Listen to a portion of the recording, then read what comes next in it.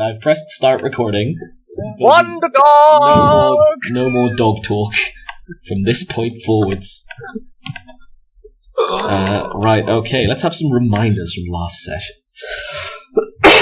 And some coughing. So, the Khajiit have begun research on Boethiah.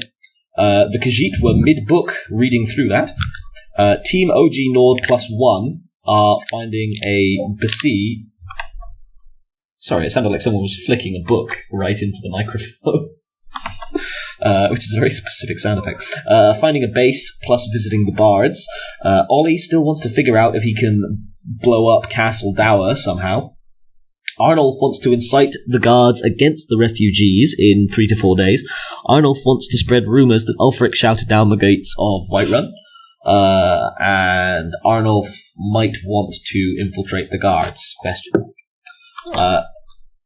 Further on from that, Carl is currently MIA, which means JoMo is slorped out in exchange for Thumbs, who will be doing the light reading on behalf of Zan'zharim, which now means that I think the only party member who is not by himself or only with an NPC is Revere. Well, I guess I'm Catclop, who is with Revere. Oh, yeah. No Wimbar. That's what I said. A solid third of the party. When we split the party hard. You have split the party, 4 separate ways. 5. Hard. Quick, everyone get on a bit different boat. I mean, it is Solitude. It is a world port. If you just want to, end the campaign here. We are not having another instance of, fuck it, let's just burn the city down and leave. No, I mean, we had enough of that shit in London. The need for a prep, right? No. No. Per the reminders. They're going to be prepped, right? Not if you leave town immediately, they're not. So who would like to... Sorry, Nicholas, I love you, and I know you're super usually on board with summoning monsters from the Netherrealm. Always. At the drop of a hat. But terrifying. You need to summon them for them to turn up. Nah. It's a basic prerequisite. They're always following me. No, they're not. That was really just that one time. And to be fair, you if you keep putting your bleeding hand into a dog's mouth, expect it to chew on you, you know? It was putting its finger in my brain. I mean, potato. It only did that after you taunted it repeatedly. No, it didn't. Fuck off. So, who would like to go first? Awash with volunteers. Okay, well, I'll take... Okay. I have a question. Do ballistas exist in Solitude? Or indeed in the universe? Yes. They exist in the universe, yeah. I think they exist in Solitude as well. I mean... Solitude, especially with Time of War, is probably, the towers would be ringed with new siege weapons. Haven't the Empire got a space program? No, they used to, 1,000 years ago. Yeah, but equally, they used to have a space program. I think we can probably safely say they've got ballistas. That would be a weird thing to miss. I'm going to roll back that conversation a little bit. They have a space program? Oh yeah, that was a whole thing. Because the Imperial Manonauts. I had a space program. Yeah, theirs actually worked, but to be fair, theirs was also under much less strained circumstances. Mine technically worked. It just moved me temporally rather than spatially. Yours would have worked. Not working. If it hadn't fucked up. No, yours would have worked at any other time. The Dwemer were getting something going. They studied the planets, but yeah, the Empire was the one to just go fuck it, magic rockets. Cool. And the elves as well, actually. The Altmer, they decided to go magic sails. Could I magic rocket into the gates of the castle that's, inside here? I want to make it so... Okay, no, let's just dial back a little bit. Do you have a magic rocket? Maybe they have one in storage. No, I'm thinking... Can we go back to the £200 NASA analogy to explain this? What? Oh, the whole 200 quid's good for a night out, but it won't fund the Apollo program. Very fucking true. So I'm sorry, Ollie, you do not have access to a magical rocket. That's fine. And the Imperial Space Program, even if it did still have parts in storage, would be in the Imperial City, which is a province away. Okay. In any case, pick up.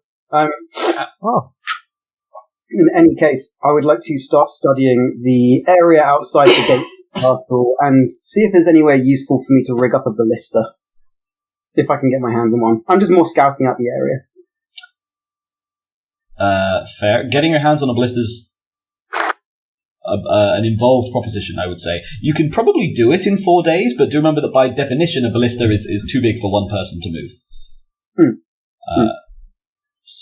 Are there actually any ballistas that are already in place that could be pointed towards the gates?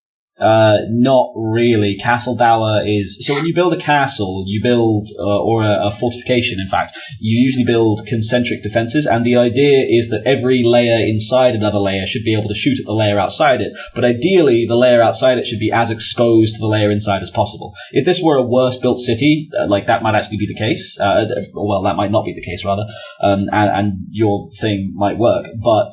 The defenses of outer lower solitude's walls are almost certainly mostly vulnerable specifically to Castle Dower. Okay, what are the chances I could just roll a load of barrels full of explosive varnish and or some other sort of substance towards the doors?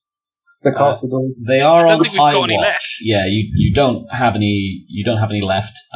They are on high watch. To be fair, even with the ballista thing, it just means you can't easily do it. You'd need to steal one and then maybe rig it up in one of the surrounding houses or something.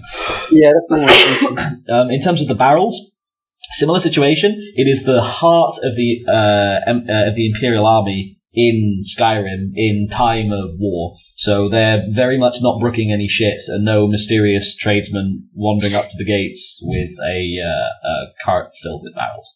I was kind of thinking, find a building that's close to the gates that is, shut, and I can just pile up a load of barrels in there, and then just open something like a door, and the barrels are on a ramp, and they just start rolling towards the gates. I know that works in Whiterun, but given that Whiterun has now fallen to Ulfric, they're probably going to be wise to suspicious-looking people hauling large amounts of barrels. Yeah, as an imperial military outpost as well. Unfortunately, Castle Dower they don't brook no shit, basically. So if you imagine the castle inside the interior of the city, right? But in order for castle walls to be most effective, one of the things you don't want to do is allow things to butt up against them. Otherwise, you can do pretty much exactly what you're planning, as well as use them for cover. So there is a moderately sized clear space in between Castle Dower and where the walls begin. In normal times, you might have found markets or small lean-tos, temporary structures there. But since the Civil War kicked in, that space has been cleared hard by the military. So I'm going to just do a real quick drawing, and then I'm going to take a couple of and let someone else have a go. But I'm just thinking more if you look where Wilhelm's screen is, I'm wondering, you got the walls here and the gates and whatnot. Are there any buildings, up here that I can store a load of shit in and then roll it out, and that's plan Boomy Boom? Potentially, it is actually in, if I recall the game correctly, which I might not, a slight dip. So it is slightly downhill to Castle Dower. And like I say, there's that cleared space between the walls and the sort of the town proper of Lower Solitude. But that said, the second that the military's cleared space ends is where the premium of Solitude's urban real estate begins, which means there is more or less a ring of suitable buildings. Maybe not all with necessarily suitable walls, but you could probably find something without necessarily too much of an issue. Yeah, okay. I'm gonna, let someone else have let someone else go for now. I need to do some stuff. I'll come back to you. But also, good to know. Shall we do? Yes. JoMo's schlorp back in, which means that Thumbs pops out of existence with a schlorp. That's not a schlorp sound. So, shall we do the Bard's College, boys? Good old BBB. Yeah. Revere and Catclop. If you need any help. What are we doing? Per your notes, reminders from last session, rather, I believe you wanted to find a base of operations / visit the Bards for no specifically put down reason. We were going to visit the bar so that we could introduce our story and try and get some propaganda for the Deirdre going. Spread the good word. I mean, this is fair. I will remind you, you have 4 days. That's fine. Game. Write a song in 4 days. Or the circle, light the fire, build the cult. Depends how fast you want the montage to go. I mean, Ooh, we got a montage. A Daedra summoning montage. Short of somehow managing to pull a toss a coin to your Witcher out of your arse, you are not going to mimetically overtake Solitude with pro-Daedra bardic propaganda within 4 days. So what you're saying is it's possible. Sure, you get Everyone, break out your instruments. All right, let's do this. You get a we 1. Can start, hands. You get a 1. I will allow on whatever roll we end up deciding for this. That's all right. I've got Just 35 remember, luck points remaining. I meant in real life, but okay, this works too. just remember Burn. Burn. you just got to remember this is how Like a ring of dinosaurs fire? came into existence. So what? Do you remember, as you burn your luck, you gain unlucky points? Maybe? Unlucky numbers? Yes, as your threshold goes down, your lucky numbers starting from, I think, highest to lowest become unlucky. Oh, I didn't know that. Yes, careful as you drop. It's the mechanic for making what's it called? Like it's why your choices matter. So it means that if you pick lots of really high unlucky numbers, then failing will become statistically even worse for you, even worse for you, because you'll be more likely to crit fail. You don't pick unlucky numbers. Yeah, you do. You can gain more with what they call. I've random rolled mine. What if I incite the guards against the Bard College? Also, inciting the Bard. Sorry.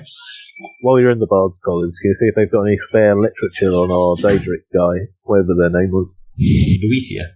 I believe is usually There's identified probably a lot of female. poetry. But, I mean, Daedra, by and large, shift over genders a lot, with a fair number of notable exceptions. And some who just go, fuck gender. I have replaced my gender with infinite eldritch knowledge. Yeah, that's what I'm saying, is most of them have no fixed gender and often just no gender. Some of them prefer a specific gender more often than others. Like, Molag Bal is usually male, whereas Azura's usually... Oh no, Azura's male sometimes as well, but usually female. Meridia, that's mostly female? Yeah. Meridia, thank you. Meridia is almost always female. But gender's mostly irrelevant to them. It's like a mask you put on. Cool. So, Bardic College peeps. Right. Revere. With Catclop in tow, you swag up to the imposing form of the Solitude Bardic College, which UESP Wiki does not seem to have... Ah, there it is. There is the Bard's College page. Sorry, Ollie, your keyboard's very loud. Oh, sorry. I was just asking, do you mind if I keep forgetting to buy skill enhancements for my character, and I have a fuck ton of backlogged XP. Do you mind if I just quickly buy some skill enhancements now? Because my character's pretty gimped otherwise for the level the party is. Yeah. Oh shit, yeah, I've got a load of XP. Oh well. Just do it after the session, man. You have all week, every week to do this. Oh, you're fully correct, but also... Any Also, other time procrastination. in the entire week other than these 2 to 3 hours. Also, I'll just say, by the sounds of it, you're not that underleveled compared to the rest of the party because no one else has bought any fucking skips either. I got like 1,200 XP, I think. There you go. Don't worry, Ollie. No one else has done it. Yep, that's I've fair been enough. buffing my silent cat, but he doesn't often step in to help. I've got 1,400 XP. I really should have put it into... I've got 1,800. Okay, that's a lot. So, pace. So, the Bard's College is a rather eclectic-looking building. You can see from its construction that it has been added to quite a number of times. There are elements that look like mead halls, there are elements that look like fancy townhouses or almost temple spires. In fact, there's one especially large spire, which I think I'm echoing on you, Nicholas. Sorry. In fact, there is one especially large spire that stretches up maybe 4 or 5 stories tall.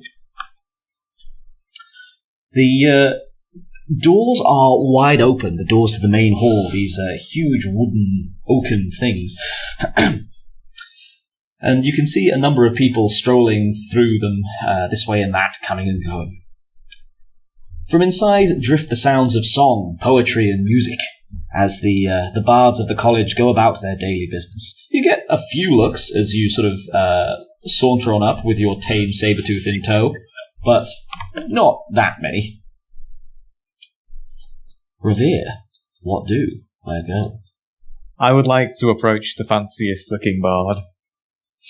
I'd like to stroll behind him looking pretty. No, not pretty, handsome. You can be both. Oh. It's a coin to a witcher. None of you are witches. Skyrim of plenty. Surely it'd be toss a coin to your Daedra, right? Toss a coin to your morally dubious servant to the insurgency. It's just a shame that song sucks ass. Whoa. Carl coming in with the hot takes. I love that song. You have no taste. Yeah, you're moving into solitude. I mean, to be fair, the song's not supposed to be tasteful. Yeah, like, I think it's meant to suck, is kind of the point. I mean, yeah. Trashy stuff. Like, that's the whole thing about Glide. He's actually really bad. He's just very rich. I don't know, I think he's supposed to be quite... Anywho, irrelevant. The fanciest looking bard is not difficult to locate. They're having a blazing argument with the second fanciest looking bard, off towards what appears to be a large, almost throne-like chair in one corner of the main hall. And then Ewan very quickly looked to see what they would look like. Please tell me it's a clown. A series of ever larger hats. Just a clown sitting on a giant throne. A throne of lies. Everyone's eyes roll over white and they vomit green as they try to remember who they are. Ah, now we're in the Bard's College. Consult the book. Okay. Is it really a Bard's College if you don't do that every night? Do you know any tricks? Their eyes stop rolling over green and they stop vomiting. Sorry, I started that session 1 for shits and giggles, and we're 20 sessions deep at this point. So, the fanciest looking person at the college is an elderly high elf male with a shock of hair, which sticks out around and indeed sort of up to form a crown around the incredibly fancy hat the man's wearing. He's having an argument with a woman who is not wearing a hat, but who is wearing the single fanciest yet surprisingly practical gown. Single fanciest yet surprisingly practical. Single fanciest gown you have seen, despite its obviously practical cut. So it's the Hat Club versus the Gown Group. I see you've played Skyrim. What? Hats? I bet you, though, the fanciest looking hat barely gives any buffs. Fucking horn hat. It's not even fucking marketing. Just fucking saying. What do Revere? They don't seem to have really noticed you. Have they not? I've walked in with them. Can I just loudly even with that. Sorry? cough into my fist?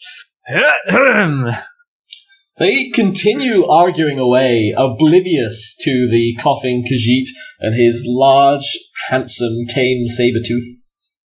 I like to sit just behind him quite heavily. Behind you, I said, I go on the floor as I put my large ass down.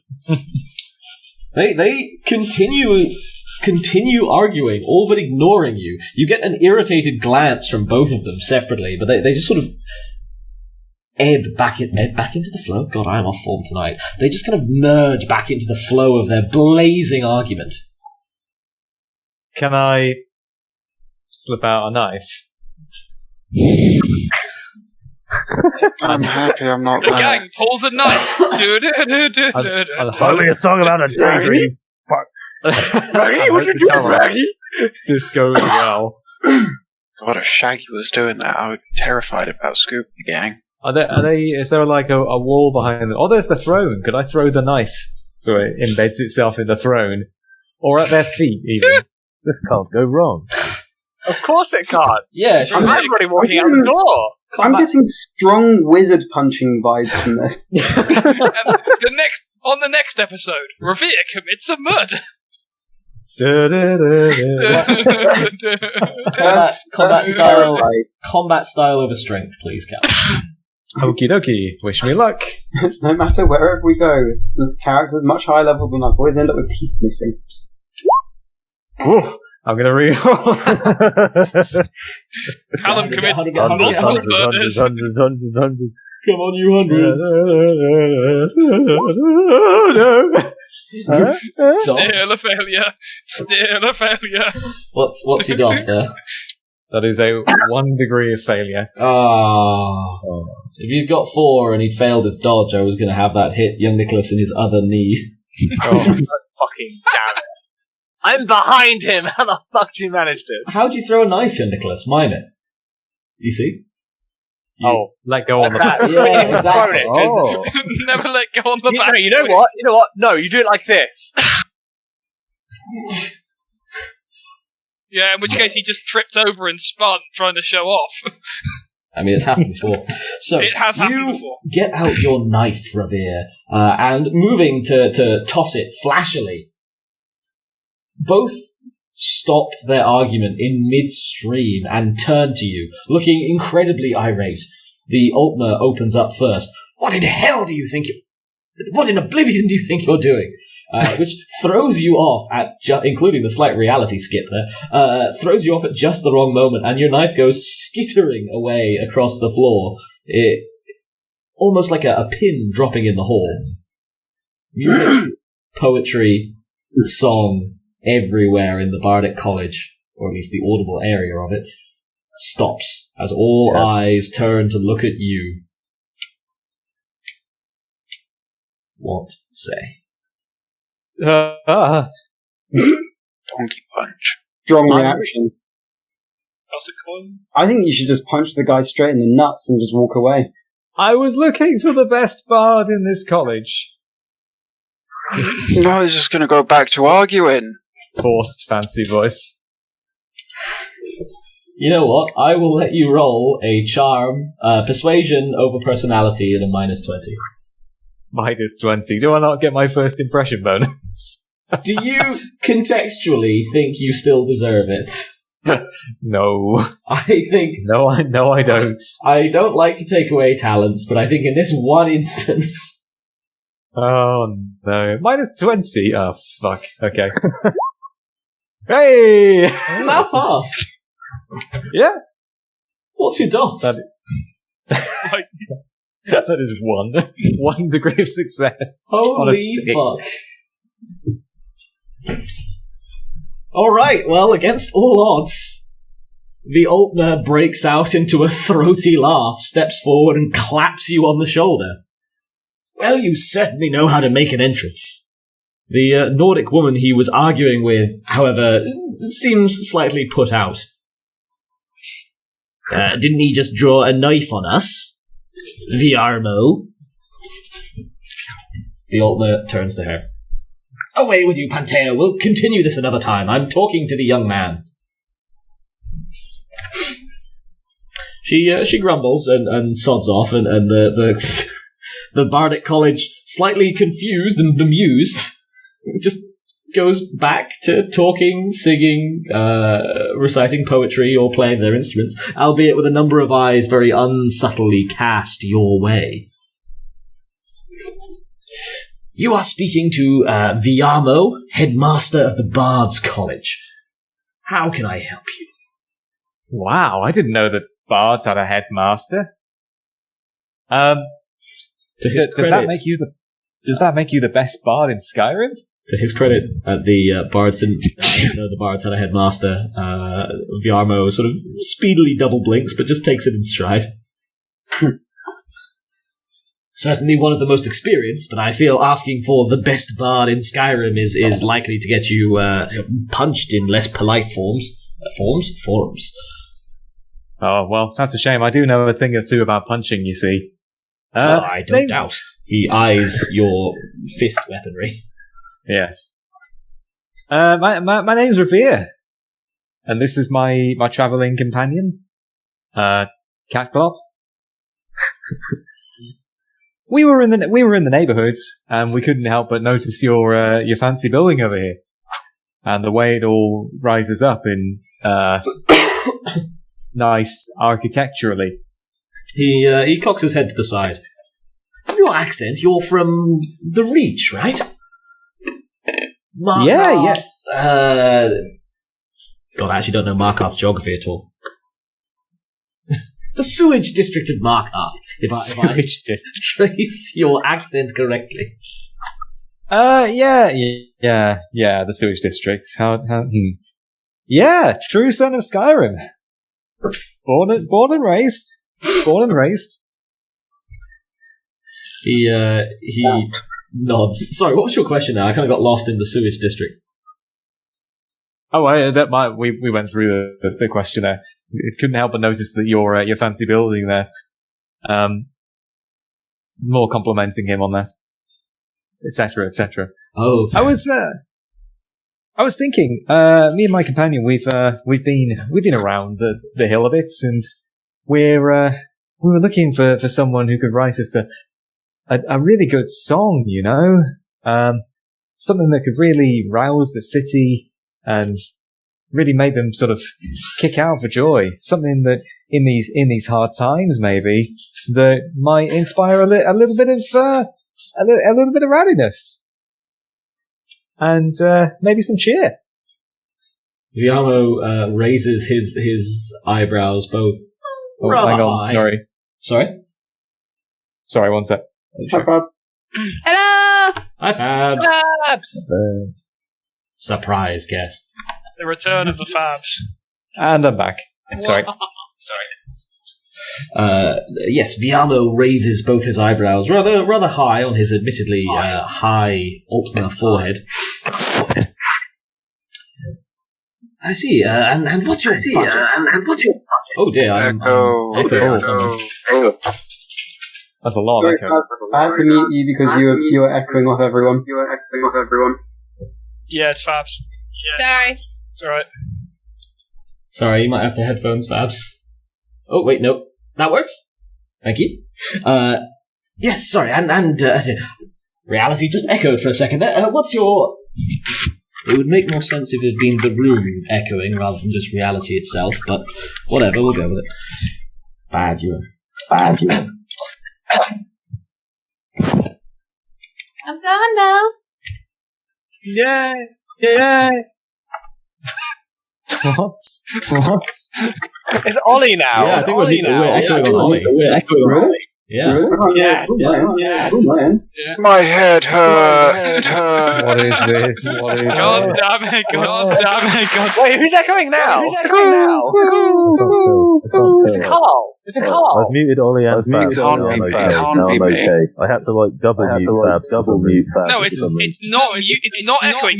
Everyone is just saying everyone is just saying Everyone go in order. And mute each other. But I haven't got the echo anymore. All right, test. Someone's probably broadcasting in roll 20. I've just muted Fabs, and it's gone. Yeah, is someone broadcasting? Nope. Are we good? Yeah. I think we're good. I only received video, so... Oh, fair. Fabs, Fabs left and then it went away. Oh. I'll message you now. Yeah, we do want Fabs here, but equally that was Fabs kind of fucking with people's brains. Horrifying. I don't know how that happens, because It looked like they were muted, and then I'd have to mute them again Yeah. for it to work. The world's shittiest superpower, the ability to override Discord mutes. Anywho. Yes, slightly echoey, these old buildings. What's your budget?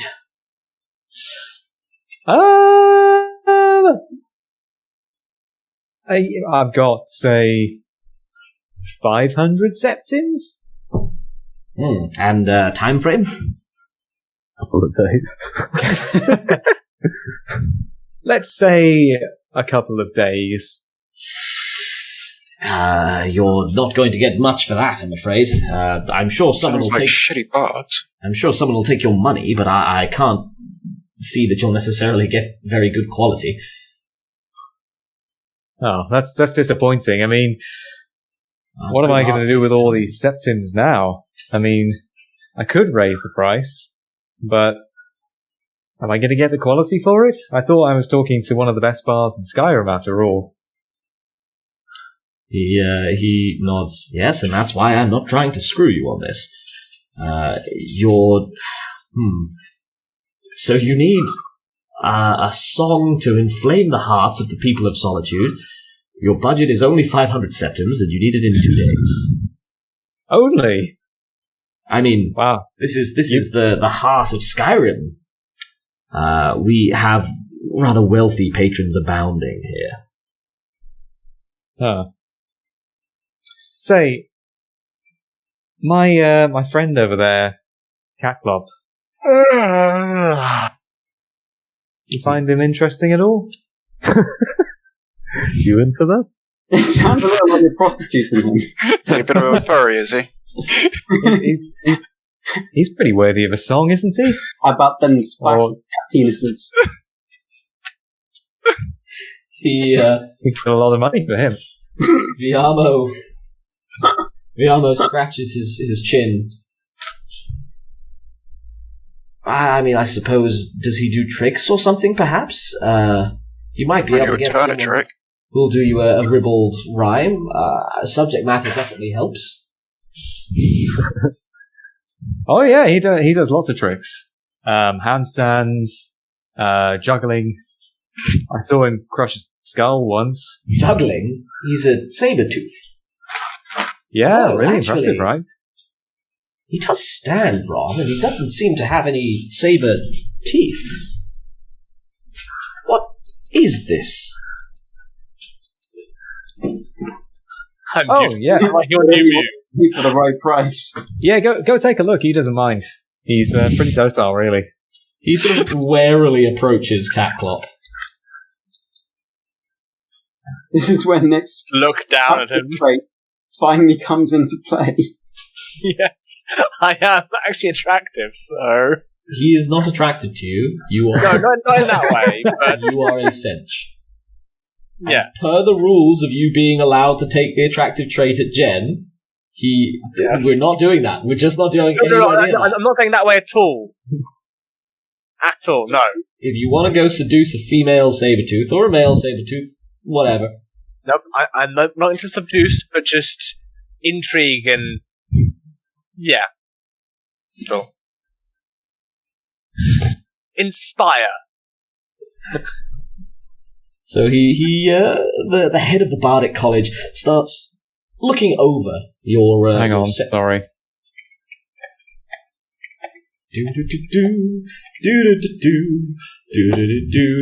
Sorry, I gotta be back in sort of 5 minutes. That's fine. We'll go do something else. All right, cheers. Cool. Arnulf, how we doing? Right, so my aim is to sow tension between the people, more importantly, the lower classes, aka the people who are going to have to be dealing with more and more shit as more and more refugees enter the city. Because this is presumably where the Imperial people are going to be running to after. Yes. So basically, my idea is to stir up the guards that there are infiltrators. You know, Ulfric is sending spies into the city. Totally not us. I mean, yes, that was the impression I wanted to give. And equally, talk and inspire amongst the lower orders the idea that these refugees are going to take your job, and equally the guards are going to come down on you hard. They took our jobs. You basically just try and sow tension between a lot of them, so that a small flame applied to that tinder pile when Ulfric turns up will create a hell of a lot of chaos. I'm trying to work out where to begin with a skill roll, because it's a lot to work on for 4 days. Isn't it just, Sorry. So, first things first, I think my plan will be, I will need to find out who is a morally upstanding, righteous member of the community. You know, someone who is respected throughout all Solitude for their works, and is generally loved by all. Sounds like someone at the Bards College. I mean, actually, yeah, the Bards College probably would have not been a bad shout there at all. Going off the nature of what he wants to do, would it not all just go off subterfuge? Well, I'm going to find this person, and then I'm going to brutally murder them and make it look like refugees did it. Oh, I see. So the slightly ironic answer of High King Torig would not be useful to you then. I mean, I could brutally murder him and pin the blame on refugees. I just don't think many people would believe it. High King Torig was the lad. Yes, I know. You could murder Eliseth the Fair, his slightly more beloved wife, who is the Jarl. But that would involve getting into Castle Dower anyway, and that's the big problem. She's actually in the Blue Palace, which is slightly more defended. Are there any weddings going on soon? This is my. Oh God. Oh, Jesus. Okay, right, we have to get someone engaged in the next 2 days. No, Vittoria Vici is not getting married anytime soon. But equally as well. What my plan is to find another one, and then I will find another person who is equally respected by all and beloved by the populace, and I will then frame that person as having been kidnapped by the guards. And I'm back. What will you do when the guards prove they haven't kidnapped them? Well, no, because I will make it seem that this person has vanished completely, right? They've vanished off the face of the earth, but there's evidence that the guards have dragged them away to some cruel fate. And then when people go, well, produce the body, the guards will go, we haven't got her, and they go, well, clearly you've got her. Who else is going to drag her off in the middle of the night for nefarious purposes under suspicion that they murdered this person, who could never have been murdered by this person? Do we still have an Imperial uniform? What do we do with it? I don't think you do. You're carrying one around for a while. Yeah, I think you sold it. It would be in your Nicholas's inventory if you've still got it. So yes, basically it's taking out cornerstones of the local community and sowing deep mistrust and fear amongst the guards and the citizenry. I'm not trying to hard say no. But you're going to anyway. No, I feel like I'm not sure. You would need to guide the populace to come to that outcome, right? Because just off the top of my head, people who might also do that, the Stormcloaks, a murderer, a mugger, they had to leave town. Like, 4 days is not that long for someone to go missing. So what you're saying is we need to incept them. So what if we cut out the first part of the plan? We just make it seem like people are disappearing and they are being kidnapped by the guards for purposes unknown. If you can somehow frame the guards as very obviously kidnapping people, that would probably work. And you also did like a load. Like that I could see making people go, the guards. But like, it is definitely that level of uphill struggle a little bit, because at the moment you're in like the most pro-Imperial Army settlement in Skyrim, and even then the guards versus the army, it's Solitude soldiers versus the Imperial Army. So they're still locally policed by their own guys. So they've got quite strong their military feelings right now, and if they don't assume the guards are actually behind it, then what might happen is it backfires and people go, oh god, there's a murderer/kidnapper on the streets. Guards, protect us. Which is more likely the default. So, if you've got some way that you can actually very conceivably and obviously frame the guards, then the plan seems like it could go ahead. It seems like I would need more time for it to work. For it to work without having to put in an immense amount of extra work, yeah, you need longer than 4 days, basically. The time is really working against you. If you had like a couple of months, this could work quite well. But there's any number of reasonable excuses that the guards could put up that would last for a day or two, at least, which would then screw you. Or, like I say, if you could conceivably really obviously frame the guards. I actually have no idea how you might do that, but I'm very much open to suggestions. Again, I'm really not trying to say hard no, but it seems like I would need more time. Yeah, it needs more time or more resources somehow.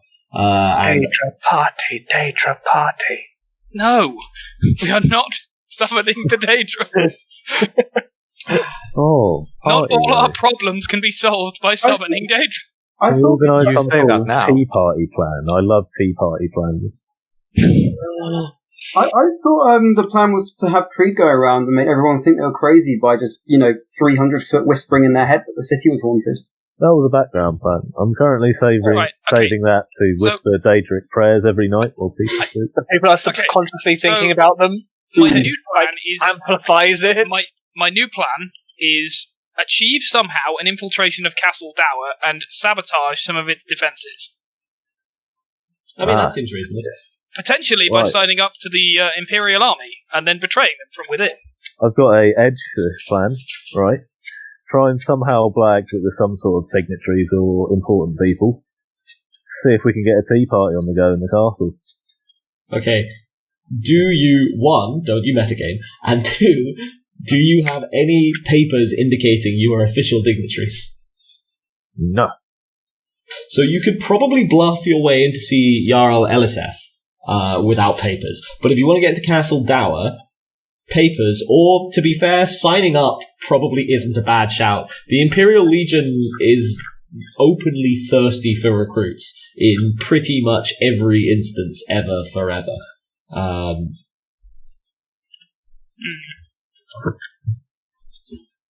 That said, I don't know if this necessarily concerns you, but that would then be double treason and deserting as opposed to regular treason. I think they'd already kill you at this point, but just so I mean, you know. they literally already tried to kill me.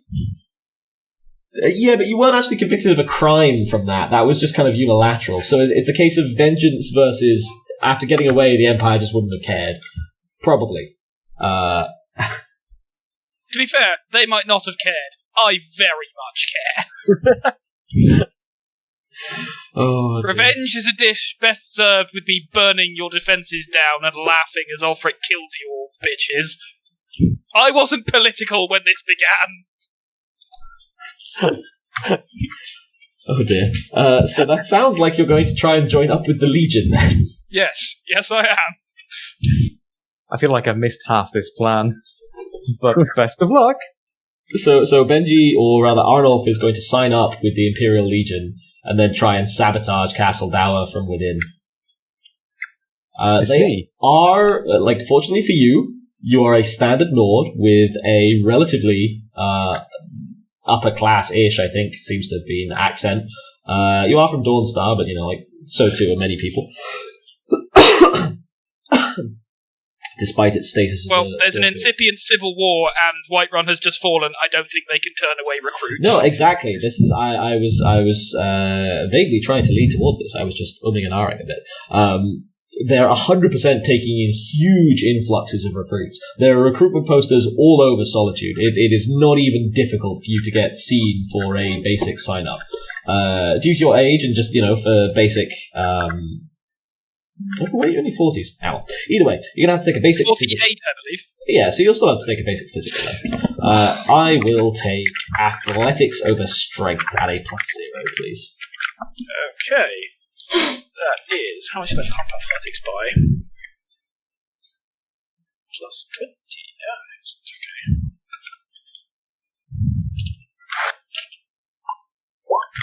So that is, given I was rolling on 68, 5 degrees of success. 5 degrees of success. You I pass. might be slightly over the hill, but I'm still very strong. You pass your physical with flying colours, and it is suggested that you might actually even want to volunteer for special forces training. You're still going to have to go through basic, but you're easily one of the more capable recruits they've taken in the last couple of days. If you'd like to add to your inventory one set of Imperial Legion training uniform fatigues, or more fantasy equivalent of fatigue, tunic, full stop, and then also your sign-on bonus of 250 septims. The more fancy We should all sign on! We should all sign on! Yeah. The fancy equivalent of a fatigue is fatigue with an apostrophe in the middle. See, this is gonna be one of those ones where it's gonna go. My career as an Imperial soldier is gonna go so well, and it's just gonna be me just like, you're one of the best recruits I've got for Skyrim. You've got 3 sessions. I know, but it feels like that's how this is gonna go. It's just like, from the beginning, I should have just signed up with the Imperial Legion and I've got everything I wanted, but you just had to steal my shovel and try and execute me. Time for a really extenuating montage. Oh dear. And montages are usually quite convenient. Sorry, I'm dying. Just envisaging the ending scene between General Tullius and Arnulf. Why, Arnulf? You were my friend, my protege. You fuckers stole my shovel. As solitude burns around them. Oh dear. Cool, yeah, so you have successfully infiltrated Castle Dower. I would say this is probably going to take you the rest of the day, and basic training is going to last at least the rest of the week. So you're not going to make it into Special Forces or anything this time, but for the time being, you are within Castle Dower and can start working on the next stage of your plan. Wild Joe appeared. Wild Joe did appear. On the camps. Yes, please. What do you want? Surprise me. You're gonna get such a witchy girl. Oh no. I've made a terrible mistake. You've made a terrible mistake. Legit a little scared for you. It's not like it's your first mistake, mate. Oh dear. So. I don't know what that means, Yes, Nick. sorry, It sounds brutal, but... Just for clarity, so that you can plan then, Benji. Arnulf is now within Castle Dower. Arnulf is currently enrolled in the Legion, and Arnulf cannot easily leave Castle Dower without permission from his commanding officer or a good reason, or being reported as a deserter. But you are within there, and whilst usually security would be pretty tight, it's still kind of reasonable. There are enough recruits running around, and Castle Dower is churning out forces and squads heading for the front. There's a battle rumored to be coming up at Dragon Bridge that the Empire is trying to make a stand at. So you've got some room to maneuver, but you might need to sneak around a little bit. I would suggest you think on what to do and workshop it. Team Khajiit. You were reading a book. Can we summon Dadu yet? I think you'd gotten basic background on who Boethiah is and what she likes. I think you've gotten her feast day out of it as well, which was 2 days from now, did we say? We'll say 2 days from now. What do you want it to be tonight? When is most convenient for you to have the feast day? Is that when we want to summon it? You have to summon them on their feast day. Her on her feast. I mean them, he, they. You have to summon her on her feast day, but obviously the sooner you summon, the harder it is. But the later you summon, the less time you have to do whatever it is, whatever task it is she sets for you. Assuming she sets you a task, she might just curse you for wasting her time. On the third day, like early morning. Do you reckon? I'd leave you 1 day. Should we try and do it tonight? Just go all in. On tonight. You say, Carl, how confident are you in finding and reading books? Questionable. Great. What So about far. I thought tomorrow morning, because if you do your whole kind of It's a feast day. catwalk tonight, and you get everyone thinking and so forth, and then you do the summoning, might add a little bit to the summoning. Just for clarity, it's a feast day. You don't need to specify time of day. I mean, do you ever have like just a party? Like, yeah, fuckers, turn up whenever. You always set a time so people fashionably late. I mean, with Sanguine, that might actually get you somewhere in terms of summoning him. I think Boethiah, if anything, is the type of person where you say turn up at 6, and she turns up at the wrong 6. Screaming, haha, betrayal. Why would you serve me this? Should we say it's tomorrow's day, and then if we can pull it off past midnight tonight, great. If not, we can try again before midnight tonight. Yeah, sounds good. Okay. So, per the book then, tomorrow is Boethiah's feast day. Of Frostfall. Right, so we were in a little bitty bookshop. Yes. I don't think we've directly asked them if they have any more detailed stuff in Boethiah yet, right? Not yet. No, I don't think so. Okay, so there might still be stuff here. I'm just seeing what do I actually need to summon a...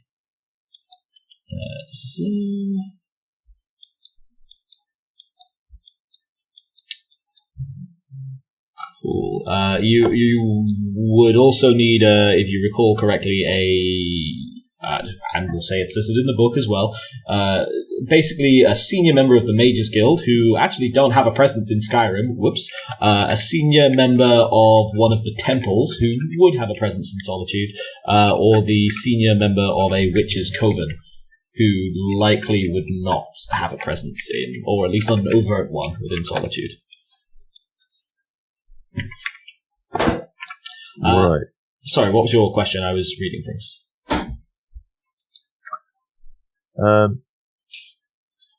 It's throwing me off now. Where do we find these things? For now, can I just roll and observe to see if I can spot any books that say Boethiah on them? Yeah, I'll take a... I mean, it's a library. Everything's conveniently indexed. You think to start in the B section. I'll take an observe at plus 20. Yeah.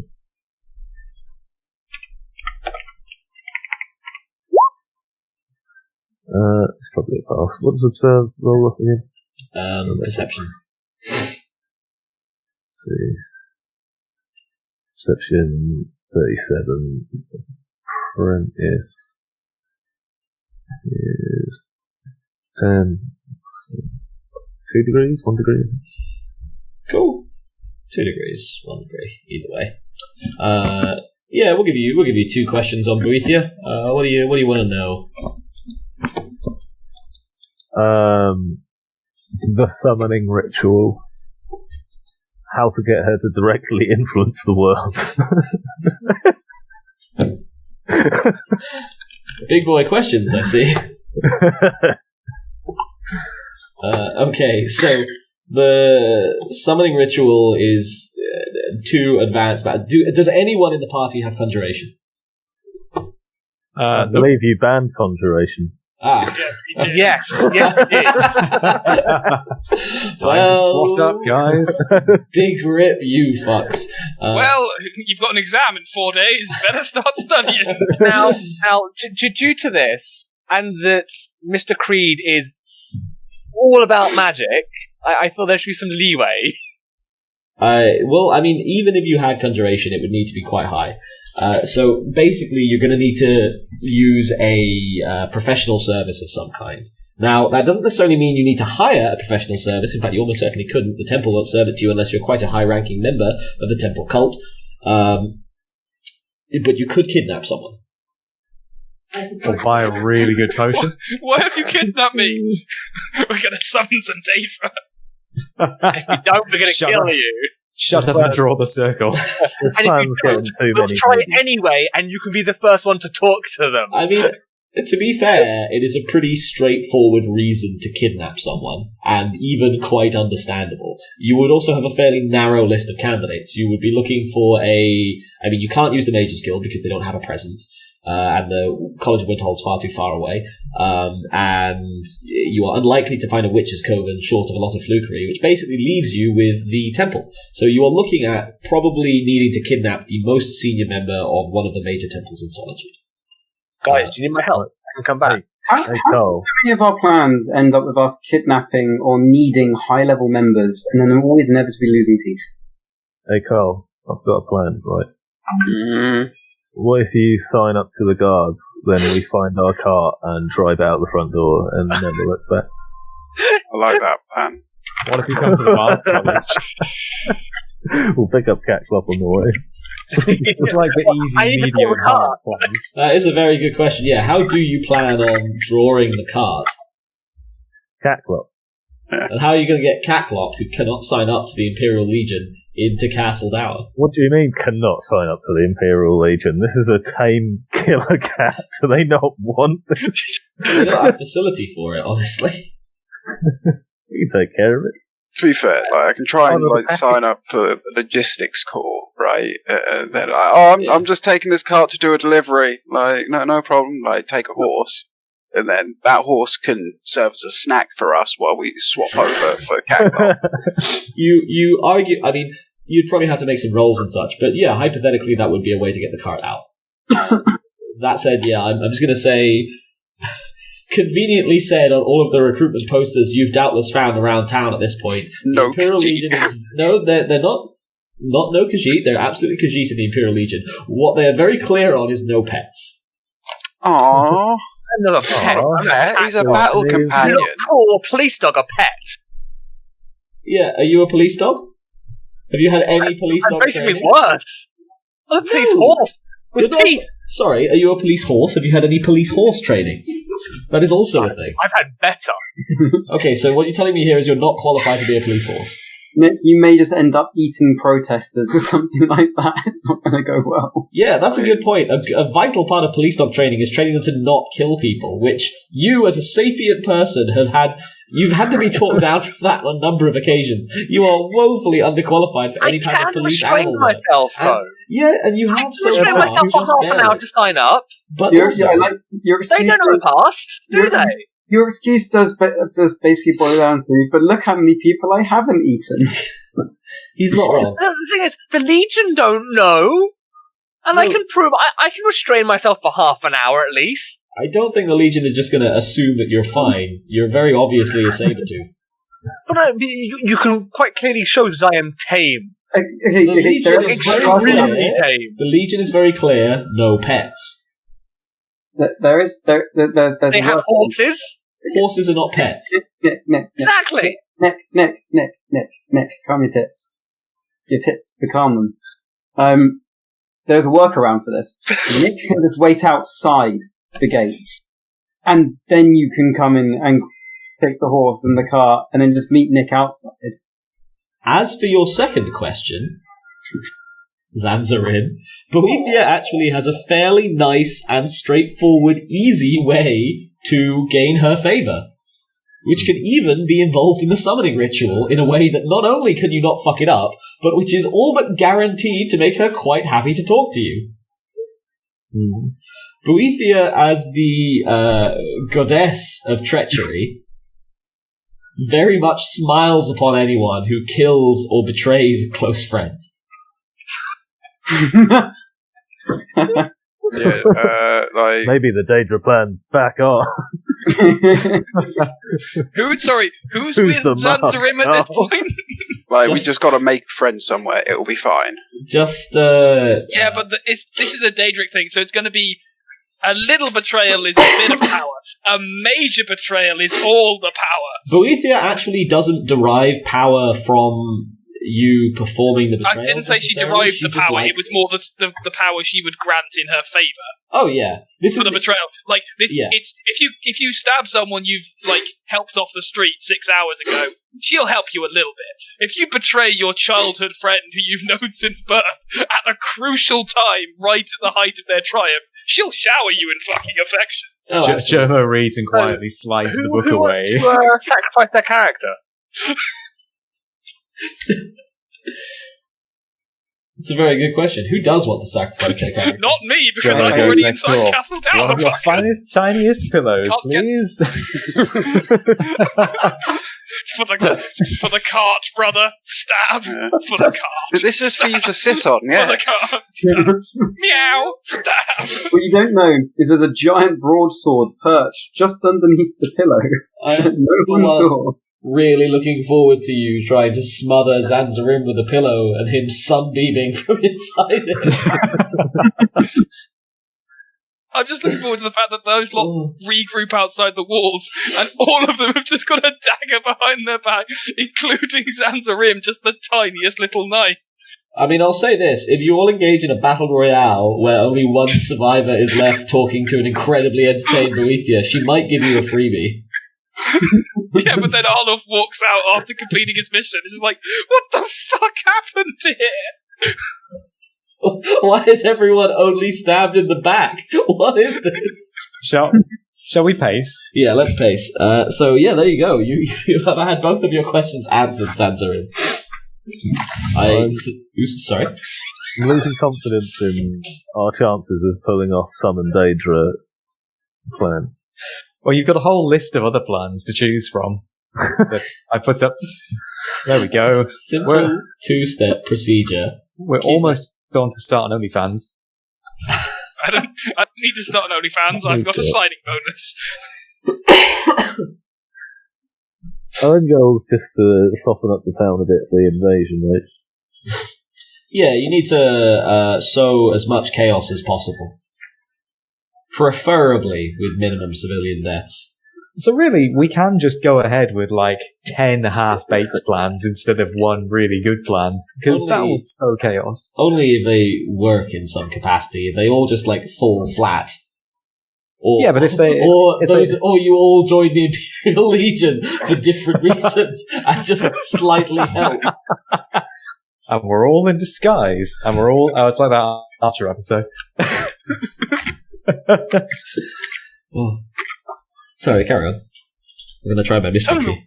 trying to remember which one that is. Damn it, It's the what one where they all... They have the clowns show up. And they Oh, start- Can I do some scouting to try and learn some things?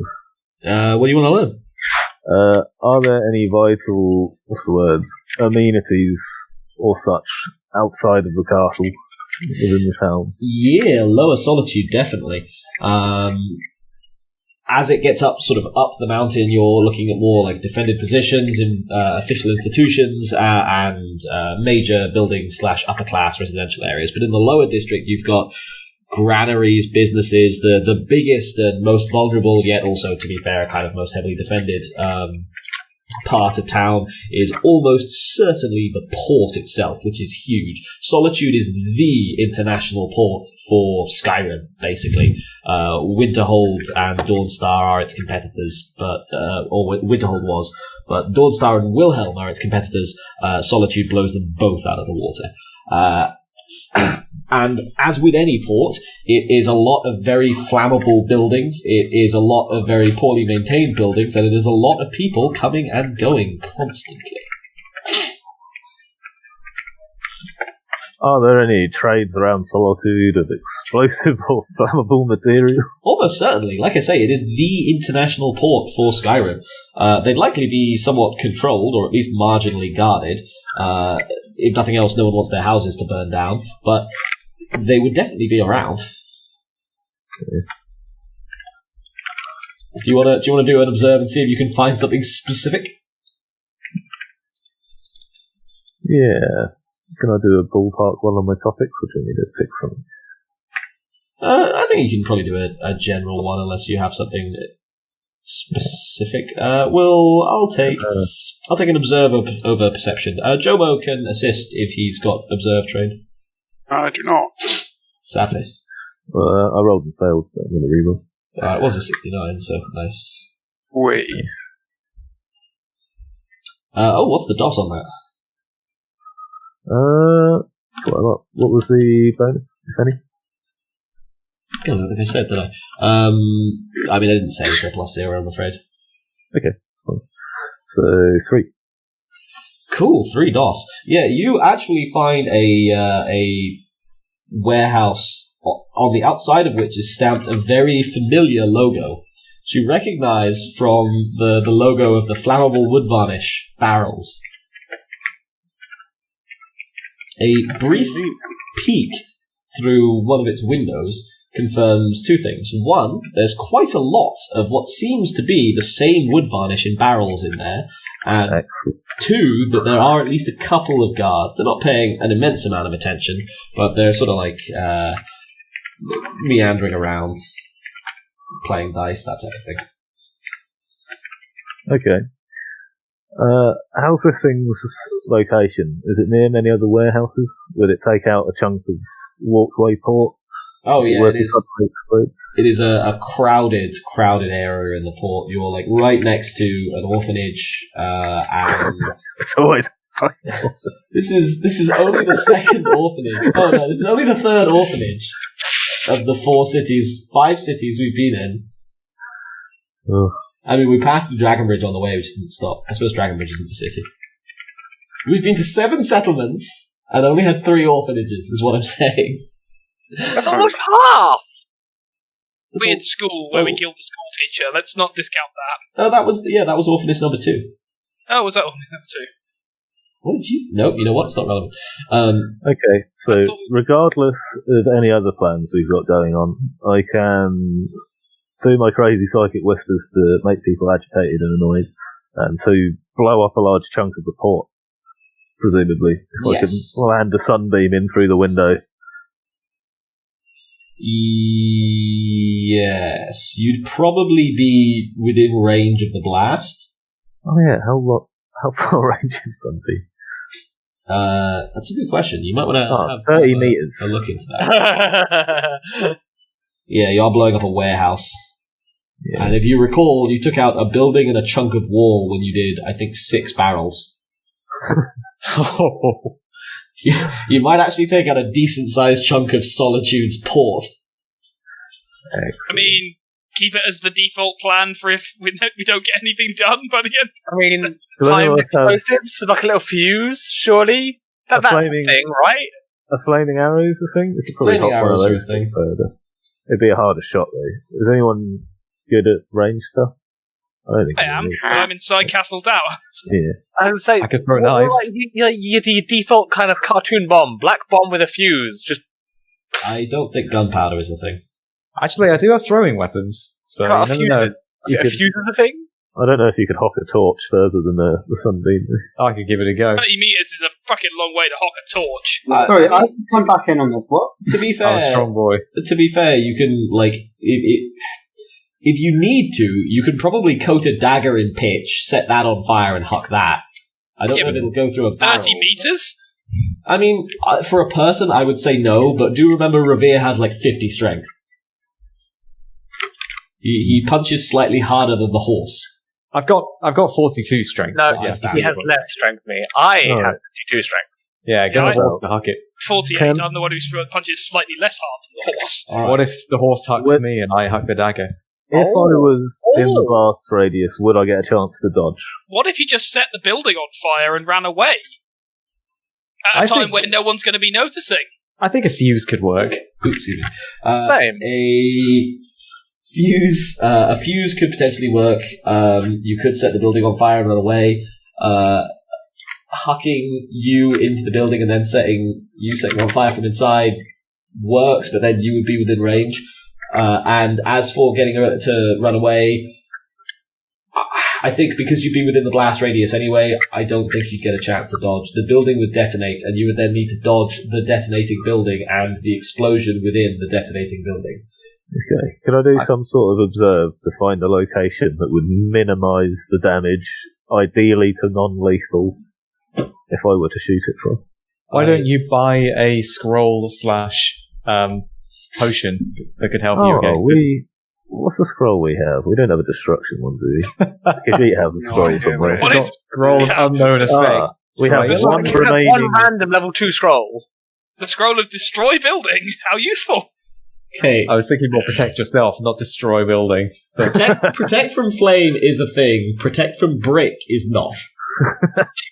And You could just do a general plus endurance. I mean, I have the Shield. ability to give myself magical shielding. I mean, I'll say.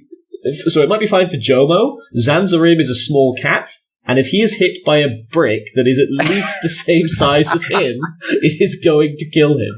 He's Fine, no Even longer- if he cranks 100 points of fucking mage armor on himself, he's still going to get wiped. Especially as he's most likely going to get hit by more than one brick. What if he's hiding behind something? So I have to quickly respond to some messages. What's blowing up now? We have discovered a warehouse filled with flammable barrels on the port in a crowded location. My sunbeam is 30 meters range, and that would put me within lethal range of the blast. So we're discussing best ways to burn the building down. Okay. Anyone else? Sounds like. Sorry. Yeah, Sorry, I was watching Ollie's webcam as well. That was a beautiful little The slow-mo, the... fucking slow-mo poggers. Alright. Okay. Well, you know what? I'm in dire need of high explosives. How about you get that engineer down there? Well, we want to blow up the whole building. You don't. Yeah, but you can blow up. You can blow it up with far less than actually is in there. I would assume. He's not wrong. It is a warehouse full of these barrels. There are hundreds of them. To be fair, if we get there at night and just cut one open and leave a trail, that'd probably work, right? That would also probably work, actually. Yeah, This even stuff went up really. In fact, that's literally how it detonated last time. Yeah, perfect. Okay, but I still want to grab a couple of them barrels. Is this Is this the blow up place? It is. It is a warehouse filled with barrels marked with the same logo that was on the barrels of your wood varnish. Is it? And what is this just being used to blow up? Is it what? Sorry, Ollie. What's it? Why are we blowing it up? Just because? Because your task is to sow chaos. I mean, that would definitely sow chaos. Yeah, it's not specifically to blow up Castle Dower, though blowing up Castle Dower would be one hell of an overachievement. That's what I'm trying to go for. If I'm nothing if but an overachieving alcoholic and engineer. I do think bad because I think Ulfric probably wants us to have Castle Dower once he But we need conquers to blow up it the with gates Skyrim. anyway. I mean, there's a castle with gates. We need to get rid of at least the gates. he absolutely does want to have Castle Dower for himself. Almost anyone would. But if you could blow up the entire Imperial army and Skyrim's leadership and a huge amount of their troops right before he rocks up to save you, I think he might bitch about it later in life, but I think for the time being, that is the definition of don't look a gift cinch in the mouth. Arnulf opens the curtains, sees Zan'zharim. No! Yeah, but surely then I get at least attempt to do the fucking action movie thing of just start running jumping off the balcony into the ocean. Yeah, that looks like Zan'zharim. Not Why like is he Castle charging Dower. up? Why are you all close to the cat when this is happening? You don't need to be there. Also, No, I'm Castle not. I Dower. presume I'm The just support. Castle Dower is not next to the ocean. And Zan'zharim is not going to Castle Dower. Just for clarity. We have an effective enough plan for blowing up the building without killing ourselves now, I'd say. Yeah. Okay. Ollie, you want some barrels, do you? Yeah, I want a couple of barrels. Yeah. All right. It sounds like you guys can plan that in Discord, and in the meanwhile, we're going to skip back over to Team Nord and Associate. So, Callum, where did we leave you? I think I was talking to, I can't remember his name, Valero? He was inspecting me or something, wasn't he? Viarmo. Oh, yeah. Yeah, I was trying to tell He him. was inspecting your cinch. Yes. Sounds Looking very over. Italian. It looks vaguely Italianish. He's the NPC head of the Bard College in Skyrim, but I've not actually ever played any of the Bardic College storyline, so I am just kind of making up his personality. I've not played any of that. As opposed to fucking Nazim, who, as we all know, was played 100% appropriate to his game version. Like, best version is all I'm gonna say. Oh, dear. Cool. So, Viamo basically manhandles, albeit quite gently, Vicench, looking at his teeth, inspecting his eyes, combing his hands through his fur. Yes, well, this definitely doesn't look like a saber-tooth on closer inspection. The forelegs are far too long. The coat is obviously something that's been very well fed. This is a very healthy, glossy fur it's got. Is this a Khajiit? No. Don't be silly. I am. Do it. Under the fur. He looks over at you. No, but it is a Khajiit. This is a fur stock, right? It's a clicks his fingers, trying to remember the word. It's a sank. No. You couldn't be more wrong. You see, I am a Khajiit. Are you all right there? You look a bit ill. Yeah, it's fine. It's just whenever I talk about Khajiit things, and I would recognize a fellow Khajiit, where I would, yeah. Well, possibly not. If you're Skyrim born and bred, this fellow probably is all the way out of elsewhere, down south. He scratches the sank, in big inverted quotation marks, under his chin. You buddy, you come from the mains house? Look, do you want to buy him or not? We're selling him now. You're always selling it. Suppose, how much does he cost to feed? Well, I mean, he doesn't eat a whole lot. He can really... Looks at you, looks back at the cat, looks at you, looks back at the cat. Now, that's not true, is it? We get by on potatoes, really. Just grain. Sometimes pebbles. It's really cheap. I'll tell you what. How do we feel about that song now? Let's say 500 gold and Catclop. You could make use for him. He could be good for tricks. Does he have a command word? Oh, he's doing a handstand. Okay. Does he have a booklet of command words? Maybe it's useful, but he needs to do it when asked. I twirl while doing the handstands. I do a 360 turn and then sit back down. He's quite good. I mean, if you just say handstand, he'll do a handstand. I do another handstand. Yeah, like that. If you say, give me 5, I reach out my hand. God, I do want. All right. Hi. Oh, God, that's terrifying. Backflip. All right, I'll take an athletics roll, please, or acrobatics rather. Let's spend that stamina, shall we? On the back foot. How high is the ceiling in this room? It's quite high, to be fair. It's the Great Hall. He's got room to do a backflip. Valid question, though. Would be quite fun if he just sprang himself straight into the ceiling. Agility, right? Yes. Acrobatics. Acrobatics over agility. Spending a stamina point from your stamina. Oh, Jesus. It was a 91. Oh, Jesus. And I can't luck that. Cannot be re-rolled. Well. Any children around that you've just crushed horribly? What's your doff there, Nicholas? It can't be too high. You've got pretty good acro. Just 2. Oh, it's only 2. Okay, so Catclop goes to do a handstand. As he's done a backflip, as he's done many times before. He's a pretty good acrobat. Unfortunately, he did less than a week ago take a knife to the knee, And whilst it's healed surprisingly rapidly, that does introduce some weaknesses that show up when you attempt to do a fucking backflip on it.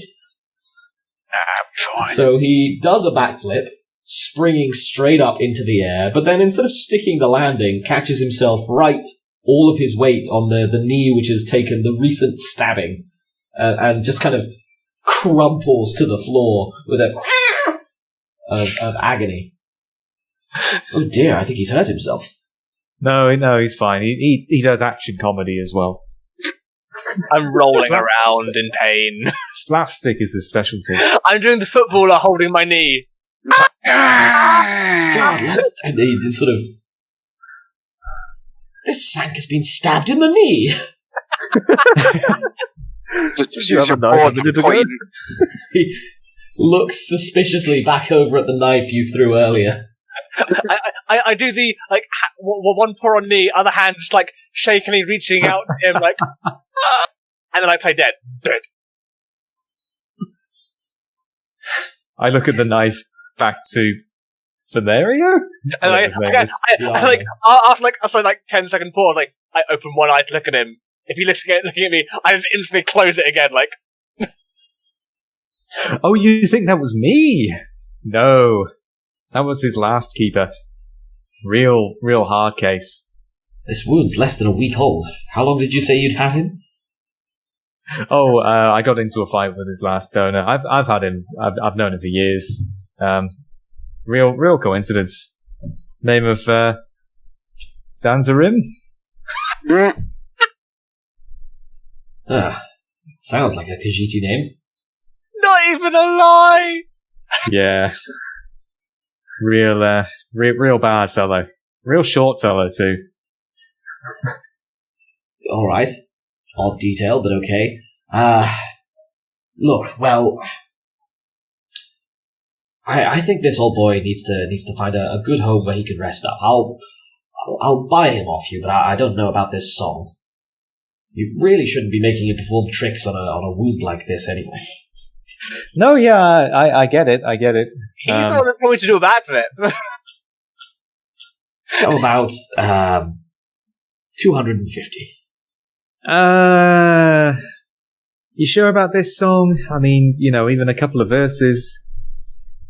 Look, I'm sure you can find someone to write you a ribald verse, but this animal's suffering. If you're traveling a lot, you can't be taking him with you. I'll make sure he gets to a good home. All right. Well, I'll take the money. I think it's the best place for him, really. But is there anywhere else you can point me to? Someone who maybe an aspiring bard, maybe someone a little less with a little less tenure. They might want to. They might want the work. His eyes. You can pay them an exposure. I'll pay them an exposure. His eyes roll over green as he checks his internal UESP wiki. Did you just casually sell Catclop there as well? Just take the money in that exchange and then keep talking. As soon as he leaves the building, I'm then leaving the building. I'm not staying, and it's not like they can stop me. I mean, yeah, they've got paralysis spells. Oh shit, they do. Didn't think this through, did you? No, I didn't. Just play along till night time. You think travelling bards can't protect themselves? Yeah, it's middle of the night, just walk out. I need to disappear for 5 minutes, but if something does happen, can my character be made aware of the exploding barrels and stuff like that? I mean, I think you were wandering around town. I don't believe you know what Team Khajiit's up to at the moment, but no. Callum is supposed to be know. Callum is supposed to be finding a place, Revere is supposed to be finding a place for y'all to chill out and operate out of, and then meeting up with everyone. So I'm sure that will go well, and he won't just casually sell other party members into slavery for a literal song. The betrayal has started. Okay. Sell all you fucks. I need to deafen then, so I can catch you guys in a couple of minutes. Yes, Ildi over there. She's adequately talented. He points to a Nord woman banging on a bongo in one corner of the room. I did not make that up. I picked her, and then looked at her fucking picture, and yeah, she's a bongo player. Oh, wow. This is going to go great. Oh, dear.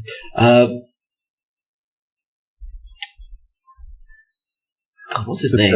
Bloody Viarmo. Viarmo fishes about his person and produces a smallish pouch, hands it over to you. Feel free to count it through. There should be 250 Gs in there. He starts ruffling Catclop under his chin, I suppose. There now. Come on, follow me, boy. Let's go get you something to eat. I follow him. God, you don't make a clop sound as you walk, do you, boy? Do you? He squats down in front of you a little ways away, maybe just slightly out of Revere's earshot. You don't seem like a Catclop, do you? No, intelligent boy, rubs you inside your ears. How about we call you Swiftpaw? It's definitely an upgrade. If I was only recording half an hour mauling someone, I can do it. I can do it. He scratches you under the chin again. Yes, He's good, dead. Swiftpaw. He's going to die. You're just going to casually murder him? I'm going to eat him. You're going to eat him? Yes. Cliff, this is why everyone calls you Catclop and not Doimbar. Because every time someone actually calls you a nice name or Doimbar, you immediately try and fuck them over. He's not This wrong. is a song worthy of a song. It's not my name. It probably actually. I literally ironically called is you your worthy of a name and song. you tried to fuck me over. So, moving on from that, He doesn't even know your name. he takes you through the Bardic College. You're not going to blow my cover. Through the kitchens. You also can't tell him. You don't tell him in Khajiit. He just won't understand. No, you can only tell him in Tagra, which I don't think he's capable of understanding. I don't think you can speak Tagra unless you're a Khajiit. I don't think you There's registered. probably people who can, but it's one of those ones where like you can pace. Orc. We'll pace. I mean, you can absolutely speak Orc. Just Khajiit is more purring. Pace. Yeah, sorry, pace. Sorry, brain was going off on orcish tangents there. So he leads you through the kitchens, through the dining hall, through the great hall to the dining hall to the kitchens out back, and fishes out a huge chunk of meat, like an entire, almost half a reindeer, and Fuck me. kind of maneuvers it pudunk onto the floor in front of you. And what do you like to drink? Do you drink water? Waits for a... Okay, I was half expecting mead or something. Right, I'll go fill the trough. And for the rest of the afternoon, Swiftpaw, you're actually relatively pampered. He leaves you to eat your fill and comes back only to stroke you as you're eating, and then takes you out to the trough where you have some of the freshest, cleanest water you've had since you started here. Usually you have to share with the horses.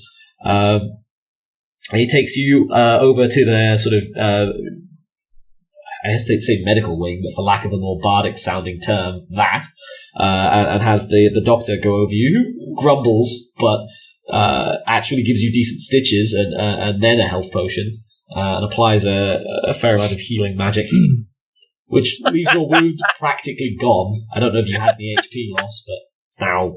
I didn't have any HP loss at all. And then after that, it's to the barbers to get your fur trimmed and brushed and washed. Okay, yes. Spa day for Catclop. Is there anything you think you could conceivably mine as, bearing in mind he thinks you're a dumb animal, or a very intelligent dumb animal, rather? He basically, you remember how you got to choose between being a dumb sapient or the world's smartest horse at the start? Yeah. And you chose dumb sapient. He basically thinks you're the world's smartest horse. Mm-hmm. Is there anything you think you could conceivably mine as the world's smartest horse that he hasn't given you that you might like? Oof. In the next 20 seconds or less. Tense. Is there anything anyone else thinks Catclop might like? Sorry, Swiftpaw might like. It's evidence a sugar cube. An entire Can't cheese mind a wheel. sugar cube. Some salt lick.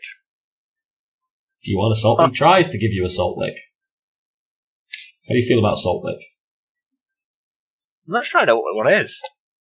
Take a bite out of It's it. pretty much what it sounds like. It's a big block of cheap salt. Horses usually. Yeah, go for it. Fuck Yeah, it. it gives you a salt lick.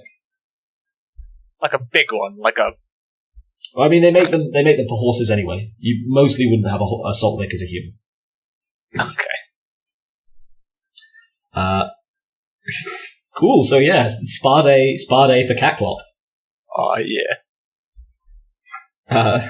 Revere, where are you off to after having sold Catclop? If you'd like to increase your inventory by 250 septims, if you haven't already, by the way. Woohoo! No, I want to speak to this other bard. Yes, Ildi, who's currently trying to tap out a song on her bongo. Her rhythm's not bad, to give her credit. It's not good, but it's not bad. She waves at you as you walk up. I saw you pulling a knife on the headmaster. Bold one for a new sign-up. Sticks a hand out. My name's Ildi. I take the hand. Revere, I'm not actually a signer, you know. I was looking here for a good bard. You came to me? Well, I'm quite flattered. What do you need? Yeah, well, I mean, your headmaster had really recommended you. Said it would be good exposure for you're making a real name for yourself out here in solitude. At the very word exposure, her expression shrivels up. Oh no, I will pay as well. And just like that, de-shrivels. So hey, look, I'm looking to really rouse the crowd out in old Solitude Town. Maybe get a good ditty going. Maybe pump some fists. Really raise some spirits in these tough times. I'm on a bit of a tight schedule, so I'm hoping someone who can whip something up quite fast. But I know that you're really the woman for the job, getting your headmaster's recommendation and all. All right, so you want something done, something cheap and cheerful to entertain the lads with down the pub. All right, I can probably sort that. What's your timeline and how much are you looking to pay? Yeah, so great. Timeline, couple of days. Hey, let's go with 250 septims. 250 septims for a couple of days. I can probably sort you a ribald rhyme in that time. It won't be super original, but it'll be catchy. Great, sounds great. Have you ever read The Lusty Argonian Maid?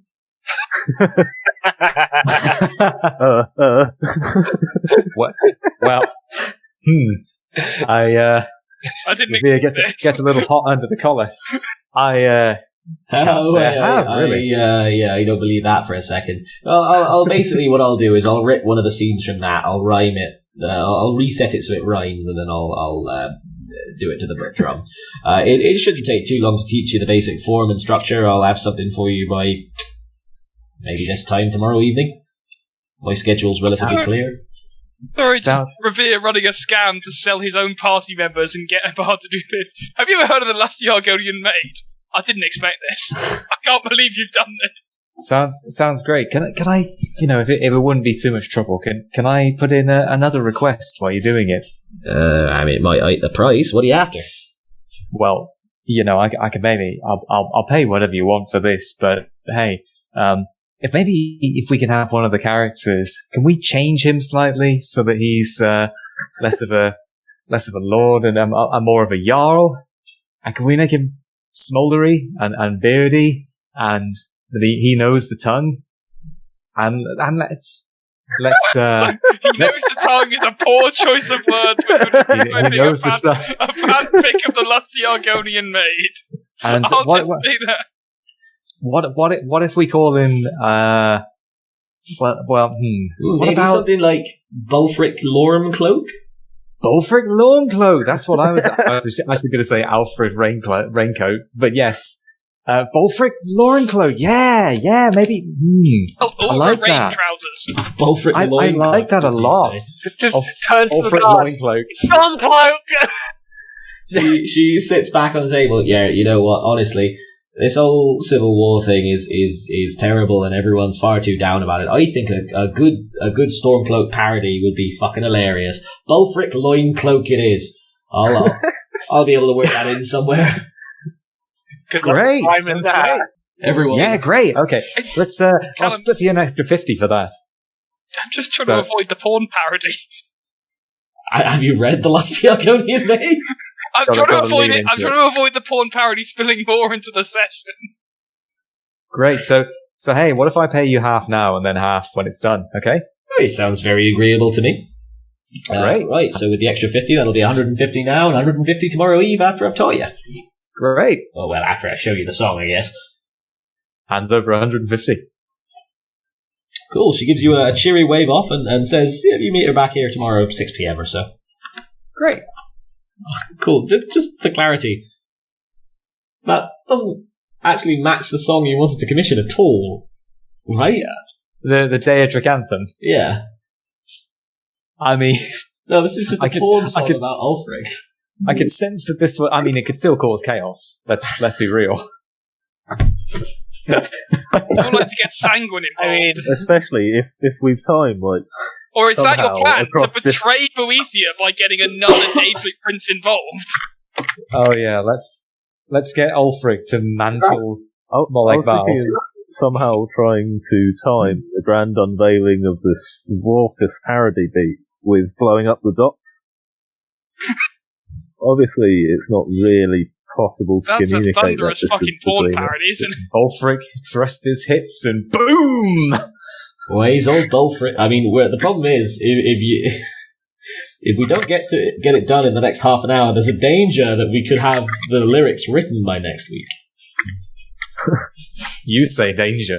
I say opportunity. Ulfric Loincloak and the Lusty Argonian Maid. Oh dear. Okay. Cool. And after that, presumably you're out of the bar at college, right? Yeah, I think if I could have convinced the headmaster to write something, I might have gone the Daedra route. But if I'm going cheap and cheerful, I mean, fair. On the way out, sorry. So sorry, I know it's a pain to sum something up. No, you're fine. Catclop got a lovely spa day and a new name that he hates marginally less, and in payment will be murdering this person. Cops clap. I assume. Or something like that. No. Viermo Swiftpaw. said that he thought he looked more like a Swiftpaw because he doesn't make clop noises when he walks. And with the consent of Catclop, renamed him to that, whereupon Catclop sentenced him to brutal death for his impudence. But that was, to be fair, before the spa day, so I don't know if the death has been toned down slightly to a pleasant unfortunately, it's been keyed in, and I don't have any thumbs to rub it out with, so... That's not what thumb...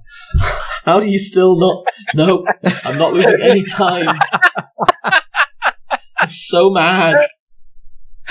So I would say on a cool pace of my own question. On Callum's front, Revere was unable to commission a song of suitable Daedric-ness, so he kind of attempted to commission a song that would be vaguely pro-Stormcloak, which then took a weird pseudo-sexual turn, but still retained the Stormcloak element. that's the important thing. Yeah, roll on Bolfric Loincloak and the Lusty Argonian Maid tomorrow evening. And after that, we're not going to stick with Revere too much longer. We will bounce around a little bit more. But Revere, you also were supposed to find a base before, or at least a base of operations rather, before you moved on to grab people. Because that's vaguely relevant from my point of view for scooping people together again. What do on that front? Callum? Oh, sorry, I thought you said you'd skip ahead to someone, so I... No, tuned sorry, out. I was saying because I'd like to try and gather those of you who are not locked inside Castle Dower back together at some point, and you were on base finding duty, I believe. What did you want to do there? Oh, right, okay. So, I was thinking I now have 1,136 septims, so I could either go to an inn or I could try and buy the shittiest house in Solitude.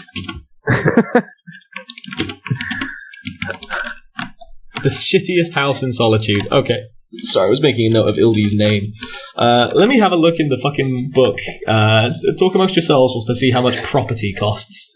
I like the idea of having a shitty house. I can imagine he's gonna buy. He's unwittingly gonna buy the one right next to the fucking storehouse.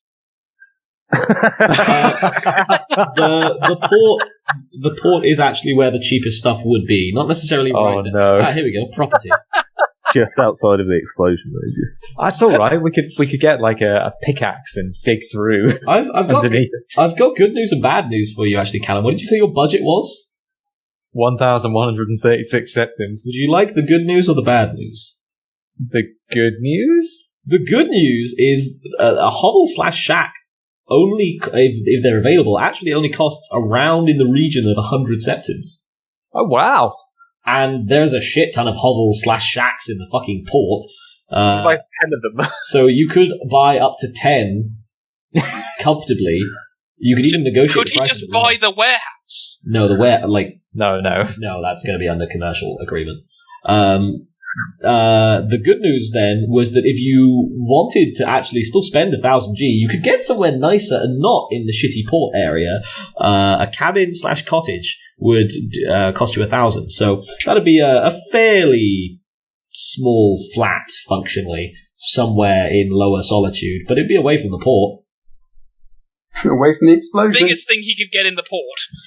What's the biggest thing you could get in the port? An extremely large shack.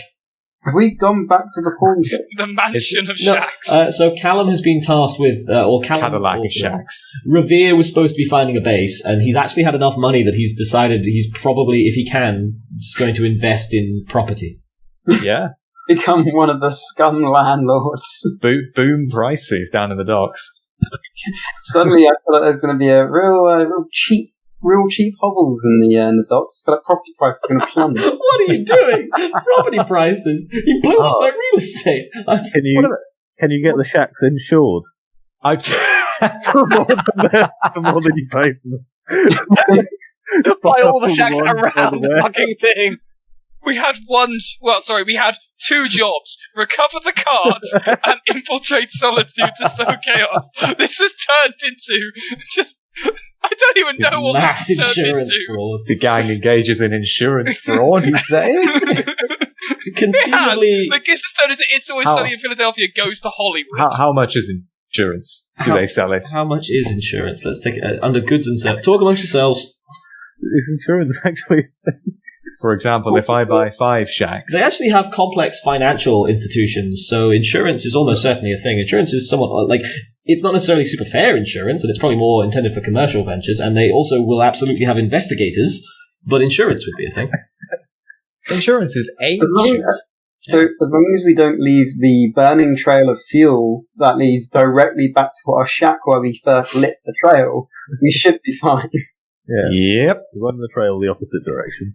Yeah, put it towards the governor's mansion or something. Yeah, the ancient Greeks had insurance, so I would think that the citizenry of Skyrim should have it in some degree. So it doesn't look like there is a decent thing in the book for it, but I would say it depends on the property you're looking to insure and how comprehensive you want that insurance to be. It is also, for the record, extremely suspicious if you buy 10 shacks in a row, insure them all against explicitly acts of the gods, and fire damage, and then the next day they're blown up in a accidental warehouse fire. Oh Especially if you no! insure them for more than they're worth, which is what the scam would need to be to have any point. That's very true, actually. Okay, what about a nice boat? Can I buy a nice boat? That is a different thing. From becoming pawn barons to property barons 2 insurance fraud. You were never going to be porn barons. You commissioned one. I commissioned one lewd Yeah. song. I'm not a porn Exactly. baron. I mean, in this The porn baron in this world. Aragonian A maid is boat. It's not even. He's just doing a rip off of the lusty Argonian mage. So a boat, you can get a rowboat for 100. You can get a sailboat, albeit not necessarily a great one, for 500. But an actual ship, the smallest ones, run at around 30,000. Silk Strider is about 10k. Which is a netch. A net. Get them imported. Well, that's livestock, isn't it? Well, you'd have to import a Silk Strider, to be fair.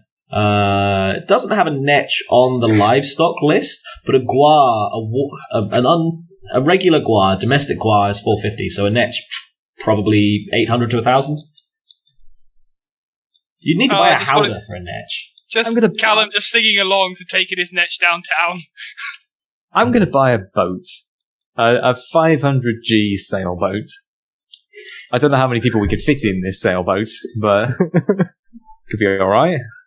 Try and buy one that's not moored near the warehouse so we don't have to suspiciously move it away. So how do you suspiciously move a boat?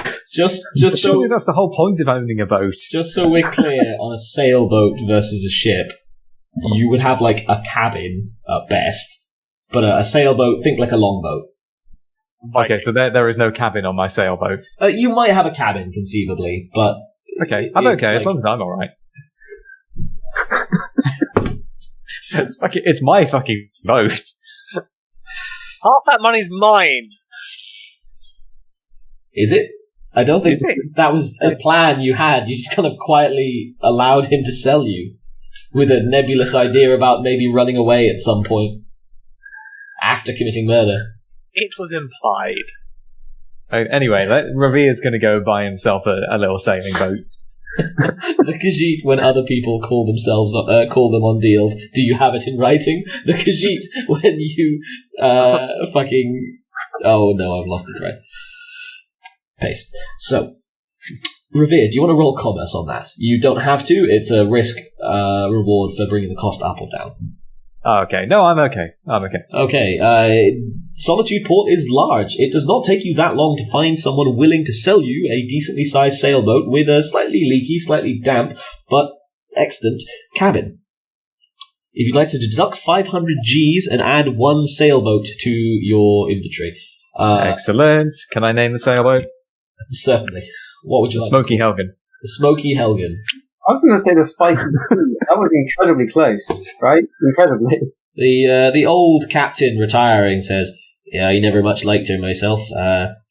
Smokey Helgen, that's a bit of a poor. It's a very snowy town, is Helgen. My mother lives there. I moved her out there last year. That's actually partially why I'm selling the boat. Honestly, like I'm planning on moving over there myself. Look after her in her old age." How has news of Helgen not got here yet? News travels really slowly. The Imperial Army were directly there. Yeah, I don't think they're trying to spread panic and alarm. And step one on that is not telling everyone all of your grandmas collectively burned to death. Was it the only fucking old person's home in all of Skyrim? Hang on. So when we try not to spread a panic by punching a core wizard, it's not okay. But when they try not to spread panic...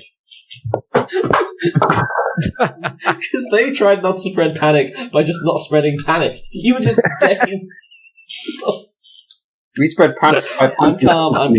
Okay, so the Smokey Helgen is christened, and Revere then conveniently appears after spending the rest of his day after this searching, manages to find the rest of you at whatever point you want to start meeting up with people again. So Arnulf, I think, is still locked inside Castle Dower. Catclop is currently still in Sparta at this point. Zan'zharim and JoMo, when do you want to be found by Revere? I guess we're pretty easy, right? Whenever's good. Yeah. We abandoned the original plan, but we found a new one. net victory. I want to know what's going to happen when you say, wait, where's Catclop? Or where's Doan Bar? Don't worry about it. I like that you provided both boxes so that we could delete as appropriate. Yes. So shortly after having scouted the warehouse outline, Revere comes swagging up the street looking far too pleased with himself. collects the two of you and Revere, how much do you want to tell them? In fact, yeah, play this out for me, because you are missing Catclop very obviously, and seem quite full of yourself.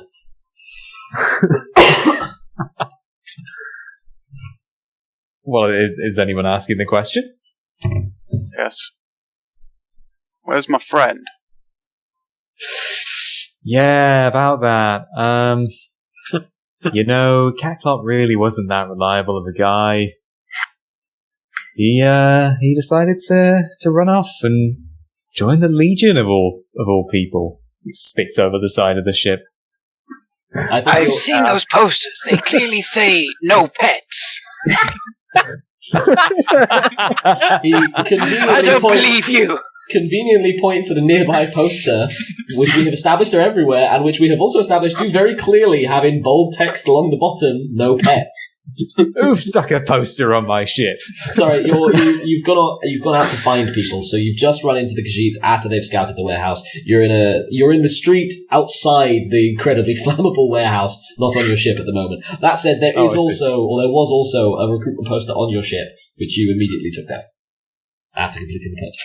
The next morning, who stuck another fucking poster on my so ship? Many posters, like the intro to Harry Potter. You could just paste up the side of the leaky parts of the cell with all these spare posters, right? Yeah.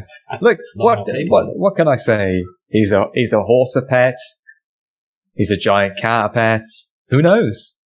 Maybe he's looking for a good ride. I'm going to go out on a limb here and say the Khajiit are not looking at the philosophizing angle of this. I'm most annoyed that they got out-dealed by one of their own. I didn't even know they made helmets that big. I was about to say they might actually have you over a barrel here, because slavery is illegal in the Empire, and if they can prove that Catclop is sapient, then you just sold someone to slavery, which is super illegal. But elsewhere seceded. Yeah, elsewhere seceded, and he's only an elsewhere citizen, so I don't know if that counts. Arguably not. Sadly. What's the equivalent of light detection testing this?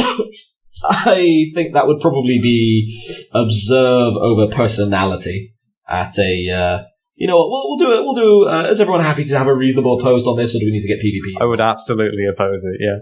Oh, I mean, oppose is fine, but do we need PvP bonuses, or are you happy to just have a roll-off?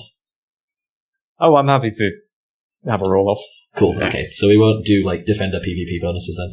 Cool, in that case, I will take a subterfuge of a personality from Revere, and an observe over personality from JoMo or Zan'zharim, whoever's got the better. If you both have observed, then you can support. I have observed, but not personality.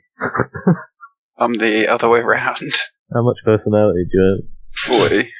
I'll be rolling at 30. So I'm rolling at 31, so I don't think it'll matter a whole lot. Yeah. Wait, sorry, for clarity, what is your lie here? Because the no pets thing actually is very easily proving that he's not gone to the Legion. Oh, no, you said he... My lie is that he got in on a technicality as a mount. Oh, right, sorry, I wasn't quite following that. Okay, carry on. So is that you at 30 with me assisting? Oh, if you assist, then I will be at 40. Okay, that'd be best. Alright, let's go! Fuck me. Hey! Okay, what's our relative dosses there? I'm seeing 1 from JoMo. That is a 1 degree of success. Literally, I was rolling at a 31. Okay, so it is 1 versus 1, but we had a full 1 though. It rounds up, but I do think you guys got more success there at 1 point something, as opposed to having to round up. So we'll rule in favor of the Khajiits. There is no way in hell that Catclop, as both of you know him, would ever pass the standard test to become a mount. Whilst he's technically fully capable, he's also overly murderous and would easily could very easily wind up killing someone during even basic testing. Hey, try and eat the I first also person never that looks at leave Zan'zharim. I think you'd probably try and eat the first person who isn't looking at him. It's easier to get them that way. I put my life in front of Zan'zharim's. The one time you leave me, you get sold to a bard. I'll never leave you again.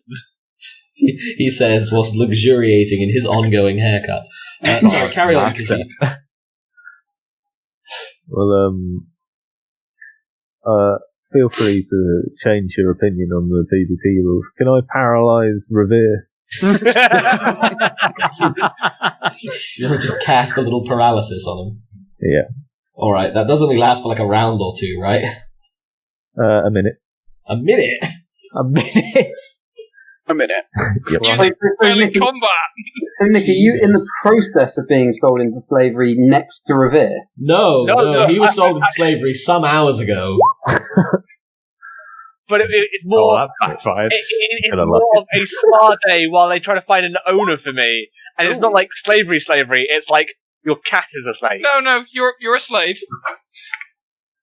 Just because you're a well-kept slave, don't mean you ain't no slave. That's not how the bard put it. The bard can say all kinds of pretty things. Yeah, he's a bard. That's what he's trained to do. For clarity, the bard doesn't think you're a person. The bard thought he bought an animal who was being abused away from a lifestyle that was hurting him. I mean, he's not wrong, to be fair. Yeah, he does not realise that he's bought a sapient creature. Oh my god. This can only end well.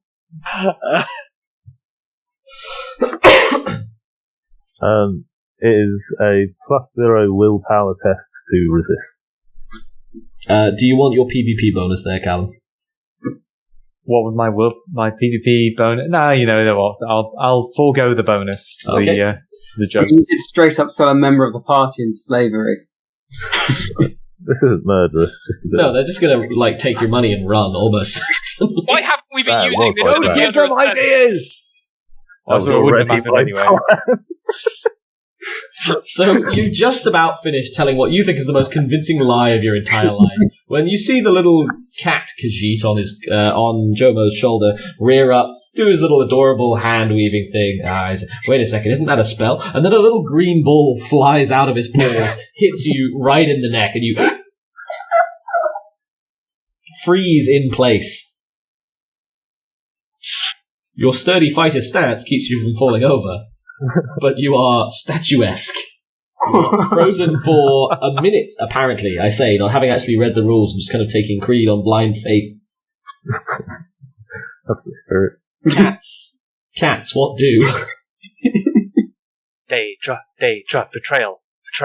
Oh, what? Betrayal. Yeah. He's already betrayed one of you. I Betray believe him. there's, 1 round in one part of the rules and 1 minute in another. To be fair, we're not in structured time. This is great, because what you said at the beginning about it ending in a battle royale is ever so surely, but just slowly coming It'd true. be extremely ironic if you murdered another party member and then tried to summon Boethiah, a context where you need to, where ritually murdering a party member would help, but you already killed. Anywho, yes, what do? Stop Boethiah right now. I give JoMo the look. Oh We're no. starting to beat down. Where is he? Where is he? Smash, smash, smash. Oh wait, he's paralysed. He can't talk. He's Where entirely is he? paralysed. Smash, smash, smash. You scream, "Where is he?" and then just start wailing on Revere, who, entirely paralysed, just falls over backwards, hands still in a "well, I know what you think" pose. I try and get his coin purse off his belt. He's been travelling with you for quite a while and keeps it very thoroughly tied, but you can probably cut it loose. Take his money, beat him Wow. down, and beat him. JoMo? Yeah. What do? I mean, how savagely do you want to beat him? Are you actually trying to cause harm here, or? No, no. Okay, This cool. is Point more out you like don't actually affectionate know. love tap. You Like, don't aggressive. actually know the truth here. So No, just that you're very obviously lying, and Yeah. I don't think the assumption that you've sold Catclop into slavery is necessarily metagaming, just because it's a low-key something they've been planning on doing for much of the campaign. So If it's something we're willing to do. Exactly. This would be metagaming from maybe Arnulf or Yundrik, people who aren't absolute scumbags, but the Khajiit are just assuming that you obviously probably did the thing that they were going to do anyway. Of course they did. You're a Khajiit. Why wouldn't you do this? Exactly. You claiming to be a Nord is clearly part of some kind of long con you're playing. Okay. JoMo, what do? As you're the one with the thumbs and the opportunity. Well, I mean, I'm going to take the coin purse like that. That's given. Okay, you cut that loose without issue. Though, people, it's not a heavily populated street, but at least a couple of people probably noticed that you've paralyzed and mugged someone. This is a family affair. Stay away. None of your business. Let's just turn around and say, don't worry, he's a friend of ours. That'd be sure to convince them. Yeah, like, this is just a friendly prank. You know how this goes. You know how this goes. You've got a matter of moments till someone calls for the guards. That said, you are ahead of time on that. Sorry, Karen. Yeah. I'm surely, screaming, "Where is he? What have you done to him?" I mean, should confuse things a little bit, but not the point. I mean, arguably yes, but then you did just mug him as well. But yeah. Well, I was not going to keep it. I was more using it as leverage to find out what was going on. But yeah. If he wants this back, you tells us where he is. And, I mean, in that light, it might actually work in your favour if the guards turn up. As you're not actually, other than the paralysis, and, he'll be better. It's not like you've actually technically done anything wrong here. He's the one who sold your property and or friend. Tomato, tomato. So, with that, do you just kind of wait for the paralysis to wait off? Yeah. Cool. Revere, what do? And, in the interest of getting the party together, Yunbrick has been wandering around lost in the docks for some time now. He thought everyone was going to meet up with him, but they don't seem to have. And he turns a corner to find... Or, Yunbrick? Yes. So, you've been wandering lost in the docks, and you turn for some time. You thought people were going to meet up with you, but they don't seem to have found you. You've just been ditched in this strange timeline. And you turn a corner in the docks to find Revere stood over... JoMo stood over Revere. Revere seems curiously frozen and then just slowly starts to move again. So... I go up. Revere? Are you alright? Yumbrick. Let me knock on you slightly. He's on the ground. Oh, well, I'm knocking at him while he's on the ground. Fine, you just bend down, tap him on the forehead. It's fascinating. Why are you on the floor? Why are you on a boat? I'm on a boat, motherfucker. Yumbrick, help me. They mugged me. Your paralysis. Poor innocent Revere. Your paralysis has now worn off for the record. Is that another lie? I, the innocent Revere. I, the innocent, your captain. And you know what's probably actually a very good point to leave the session on? Is a guard, too, in fact, rocking up, looking at the situation. What's going on here, Imperial citizens? Casting about. Khajiit, other Khajiit. Dark Elf. You there, Elf. You must have seen what happened. We got a report that Khajiit was mugging someone, but I'm confused. Well, as you can see, there are no Khajiit here.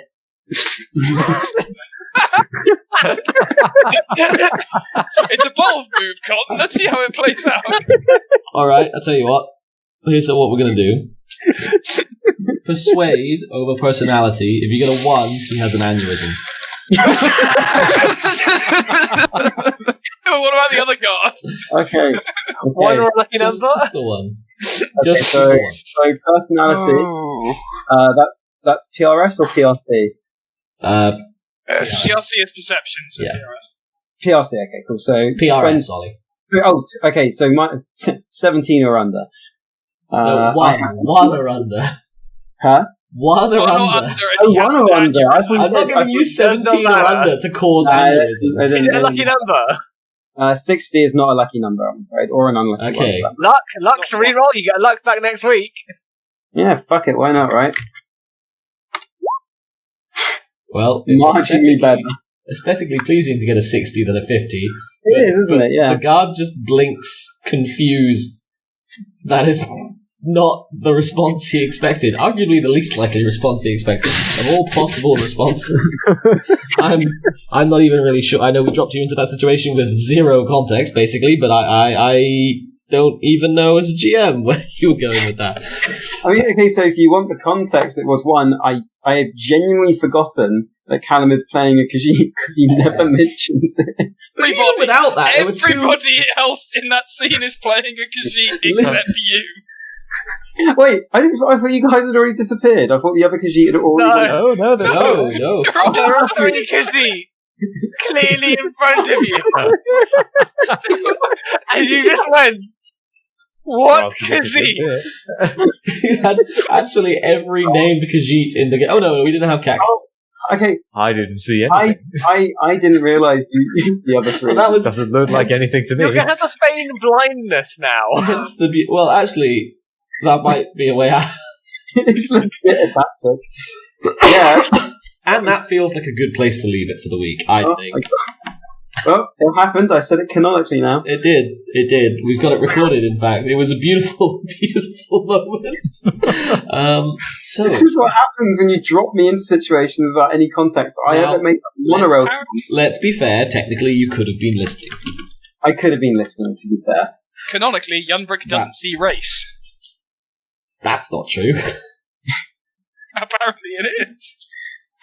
I believe I'm very angry against a certain set of dark elves, I believe. Yeah, he doesn't like dark elves. He barely recognises Khajiit as sapient, but apparently they are. That's news to him. It's kind of like if you turned up in the year 4000 and elephants were just chatting to people. Like, I was so confused. yeah, exactly. And no one acted like it was weird. It's like, okay, clearly this is fine, but I am confused. I do feel like that confusion will very quickly wear off. Exactly, but it's still a bit odd to you. And you've been here for a while now, but it's still a bit odd to your sensibilities. Yeah, exactly. Exactly. But yeah, no, like if anything, he's probably the most racist of you. The Dweller was fairly xenophobic. Cool. So reminders for not that it's really shown in his play by and large, which is great because I don't want to have 22 sessions of just Ollie being horribly racist. But yes. Cool. Any reminders for next session? A reminder to get my eyes checked. Maybe my ears cleaned. Just told the Solitude guards that there are no Khajiits in. So the rest of you must have been real confused when I brushed past you and started rapping on Revere's head. Well, yeah, because they kind of stood over him is the thing, so you just kind of walked up and also started backing it. But to be fair, there was something wrong with him. He'd only been there for a few seconds. It didn't seem out of character for you. I didn't quite realise how not following the situation you were. Any other reminders for next session? The headmaster thinks that Zan'zharim was Catclop's last master, and that Zan'zharim abused him. I mean, both of those are true. I've been sold into Not slavery, I don't think. and I must escape after my bath. I don't think he will remind me of that. After your bath. Master thinks that Zan'zharim was. This is the most rapid Stockholm syndrome I've ever seen. I mean, kind of makes sense though. Like, what have we had him do? Pretend he's a saber-tooth, fight Hey, giants. The last time That's we true. checked up, we got him a good barn. Yeah, you did actually. You Yeah. genuinely did. I'm But not it's going to still a lie. barn. I've always kind of. Oh, sorry, Carl. I was just saying it's not our fault he's never allowed in the place. So I've always kind of felt that you guys pay for Catclop to do things, not necessarily because you like Catclop, but mostly because he's on Team Khajiit, and it would look bad if he was in poor holdings. It's a Tyrion. My impression has been that it's a Tyrion Lannister situation. You stick up for him because he is Khajiit, not because you like him. That could be entirely wrong, but that's been my read. He might be the worst of the Khajiit, but he's one of us. An attack on him is an attack on Khajiit. I feel like, to me, I feel it's like a 50-50. It's like we sort of like you, but also there's a tier system here. Oh, yeah. I mean, that's also fair. We've got Picking a all good the dynamic. maggots. You know, At the bottom, big everyone cat who's thing. not Khajiit. Exactly. We got a thing going. I identify you as friend when I talk about you, so like there's that. Yeah. That's true, and he did sound extremely concerned when he realised you were missing earlier, and got a reply of, well, you know, cats, who even tracks them, more or less. And Zan'zharim even throws you, and he's the highest tier. Yeah, but Zan'zharim did that at least partially to just steal his money. Given the vaguest pretense. Neat activity he could possibly engage in. Oh shit, can I get another reminder? I owe 150G to that last. That's true. Just go around offering gold to random women. Like, here's, like, you said you would give me a good time if I gave you this, right? Where's the one I'm looking for? I'll make sure I kill her on the way out and take her money. Why are you murdering people? Because Why not? he's Catclop, and it's what he does. Can I have a reminder for explosive warehouse set trail with sap? Oh, and also Ollie wanted barrels. I don't know if that's still the case. Can you get barrels of barrels? Barrels of... Presumably, if you've got a big enough barrel to put the first barrel in. You gotta find a giant barrel to put smaller barrels in. Oh, we should probably note down the Castle Dower thing as well. Arnulf has joined the Legion.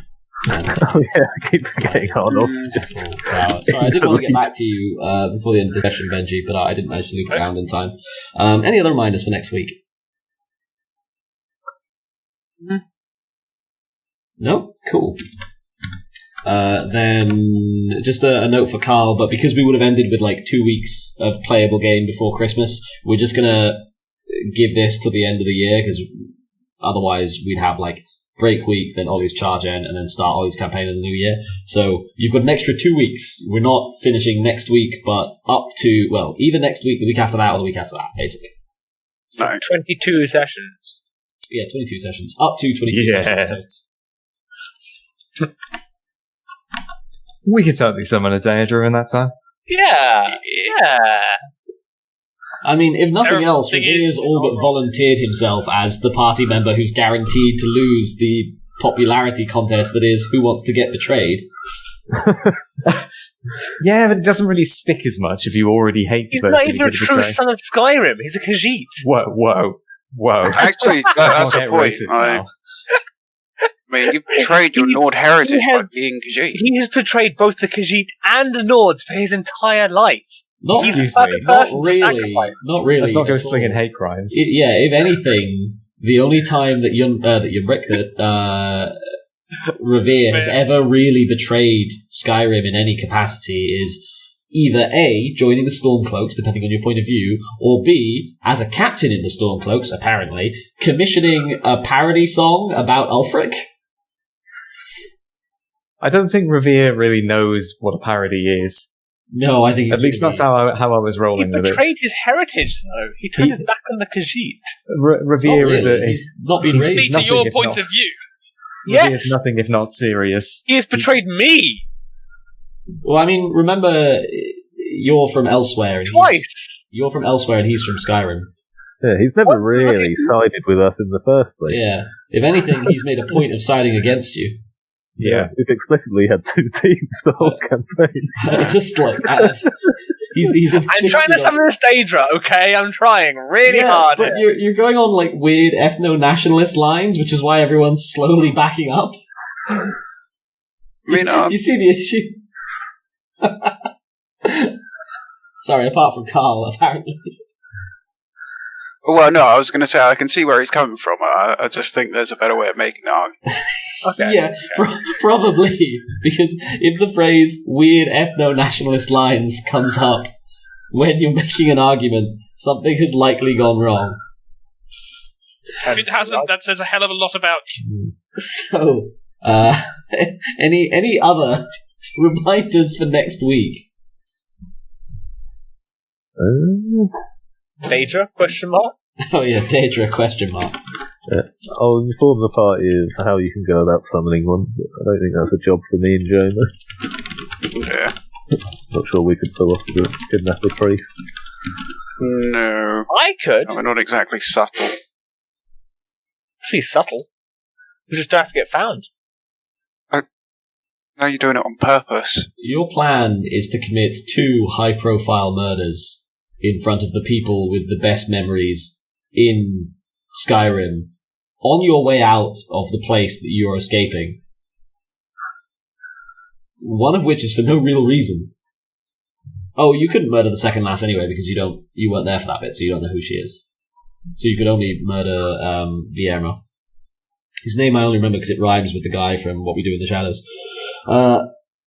Cool. No other reminders. Means any questions? Anything anyone was narratively unsure of in that session? Is everyone following the plot?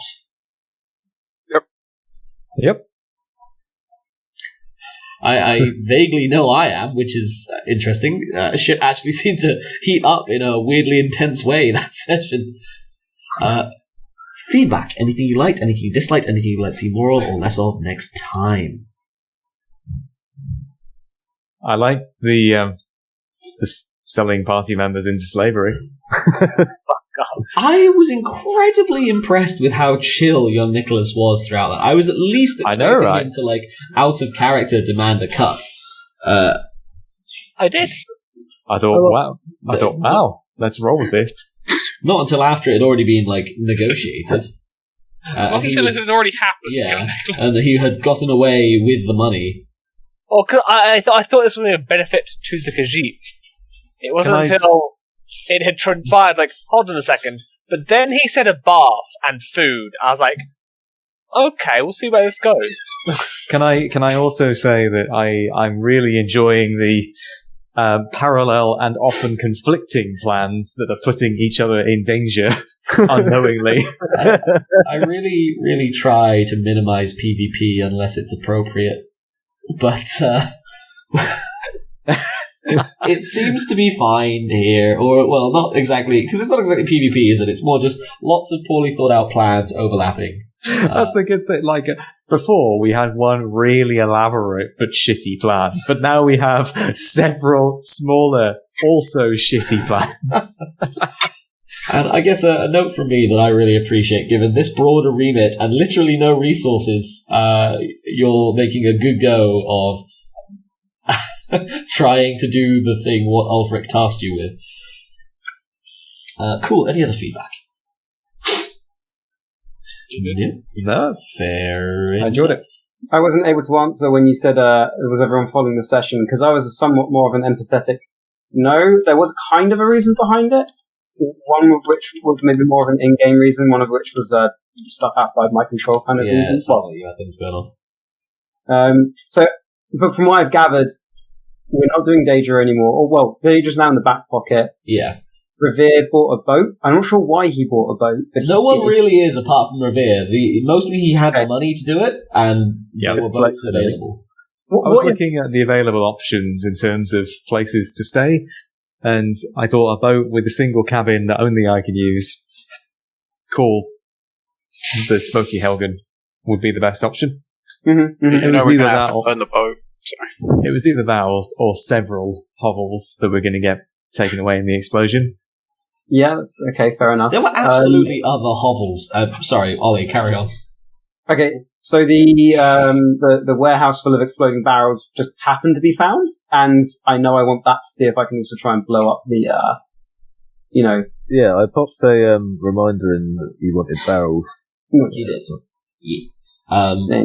But yeah, no, that was actually a fairly good chain of reasoning and investigation, followed by Creed, that didn't start with let's see if we can get a god to do our work for us and then work backwards. So what is the current plan for everything? If we ignore the fact that Revere's betrayed everyone. Yeah, currently I don't think we actually have a unified singular plan. Yeah, you have about 4 or 5 names. Whispering in the night psychically is still totally on the cards, or just trolling people. We can blow up that warehouse and get you a couple barrels if you want to blow up something else. I also We're writing a like lewd song. granaries and shit around. Yeah. Revere's commissioned a lewd parody song about Ulfric. Yeah, we're going to start like basically population. we're going to inspire like a footy hooligan roving mob. Nice. And old Arnif has just joined the Imperial Guard. Mm-hmm. With the intention of sabotaging Castle Dower from within. Cool. For clarity, the lass who's writing the lewd song thinks she's writing, and in fact is writing, an anti-Stormcloak parody, like vaguely pornographic piece. Whereas Revere thinks he's a genius for submitting his hero into a classic porn piece. Yeah. A classic of literature in which he's cast Ulfric as the hero. On not that note, I have a reminder I need to put in actually. But no, okay, Sure, it's good. what do you Thank you everyone for catching up. That's actually much appreciated. What's your reminder? Try and figure out how many barrels I would need to blow up the gate to Castle Dower. Using my engineering skills. Wants to figure out how many barrels he needs to blow up Castle Dower. It bothers me that it's called Castle Dower when standard Imperial nomenclature is that they call it Fort and then X Moth. Oh, I guess this is literally all their own homebrew lore. So I guess they don't give a fuck. Called that before the Legion took it over, and they've just kept it. Quite possibly, actually. But the moth thing actually has deeper significance than you would imagine, considering moths are strangely OP historically in Elder Scrolls. That is not covering the nuance of it, but they're more intimidating than you might think. Just to clarify, we're talking about the same kind of moths that repeatedly fly into a light bulb until they die. Yes, but also no. They have they are religious icons, religious and cultural icons. Yeah. The Empire. I didn't mention moths Symbols at any of a point, racist Terminator for reasons. No, I don't think the moths have anything to. No, they didn't have No, anything to do with that. Yeah, no. Oh, I thought it was the moth thing. No, they're part of the moth. Anywho, this is all irrelevant. It's my bad for starting it. So, XP. Plot progression. Any of you feel like you made any significant plot progression this session? I'd say so. I think we all advanced some elements of plot. We all it's the plan to get us inside /sabotage /destroy /summon Daedra within /corner the real estate market of Solitude and Castle Dower. We're at minimum 1% closer to taking over the city. Oh, man. I'm not going to lie, I'm kind of in to... we're not doing it now, but at some point maybe Elder Scrolls trading sim where you'll run a little trading venture. Sounds weirdly adorable to me. There is a rogue. There's a roguelike game where you play as the shop owner who supplies heroes as they enter dungeons. There's Recitaire and Got that one. I quite enjoy it. I've got it, but I haven't played it. And then there's I was watching the review for this the other day, but there's no Unturned. Fuck. There's a game which is like a spiritual sequel Kickstarter thing to Recitaire, which is supposed to be okay, but not quite as good. Fuck. Anywho, I think that's fair. You'll advanced so many plots, all heading in the same direction. All of them, or most of them, at least marginally constructive, and even abandoned or reworked a number of plots to sort of achieve your goals better. So I think that's definitely exceeded the usual plot progression. Does anyone feel like they achieved any character development this session? We came. Oh, sorry. I was to say the sheep stood up for their lost boy Catclop. Likewise, I would say Catclop for accepting his true place in life. It feels really wrong that you said that, and I I can't quite articulate why. Oh my god, you missed. Don't think about it. When we get back to when I do the recording, I don't know if I can even cut around it, but you missed some gloriously dodgy arguments from young Nicholas. Yeah, no, I heard about I heard the ethno-nationalist angle. Bring it up less so it's easier to cut out.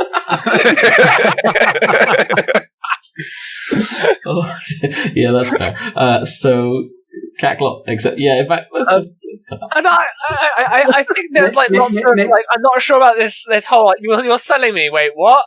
And then there's like Nicholas, food. stop, like stop digging. Have to eat people, I guess.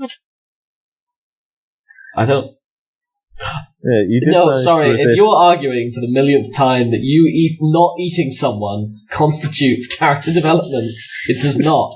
Not only have you not eaten, you've only eaten one person all campaign, and on top of that, you're always threatening to eat people. Just not carrying out threats that you constantly make is not character development. The boy who cried he was going to eat the wolf. Yeah, the boy who cried sapialism, sapiabism. What the fuck is the word for that? Sapiens? It's not cannibalism because it's not the same species. Yeah, well, it's sapiens. It's eating another sapien.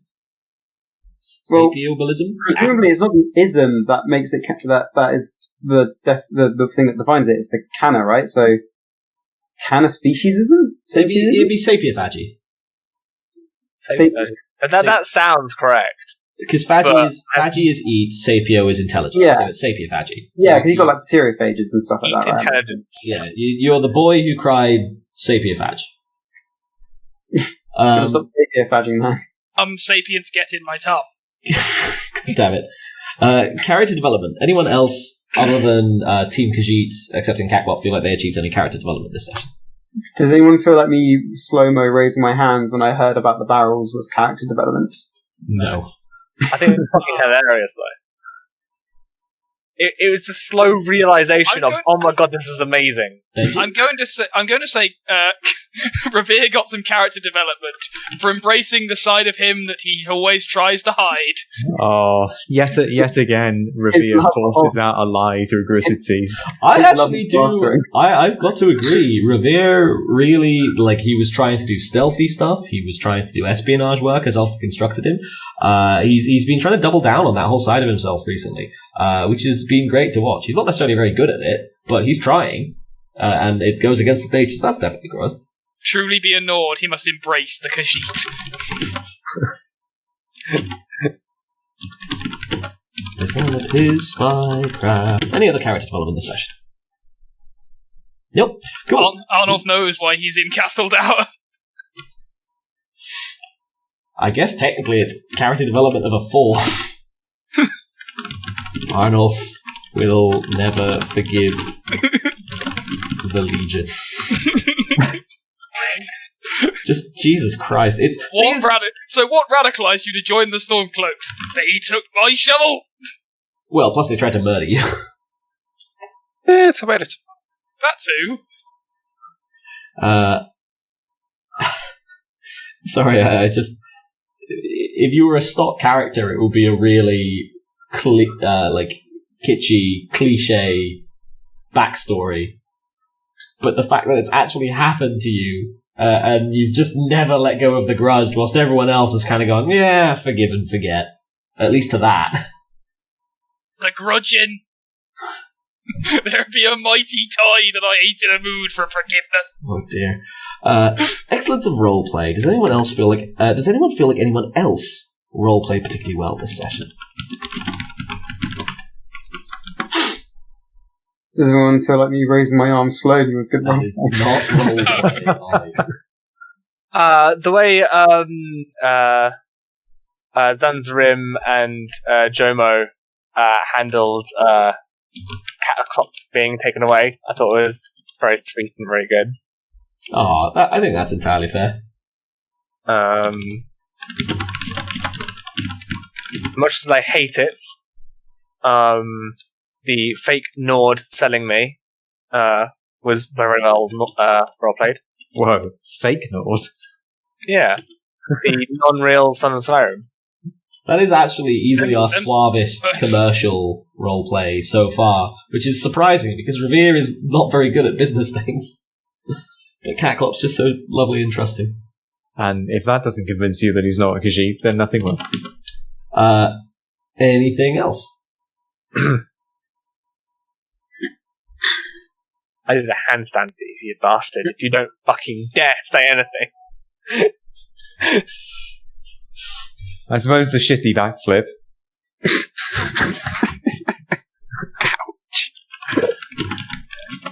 Catclop goes all in on being a circus cat.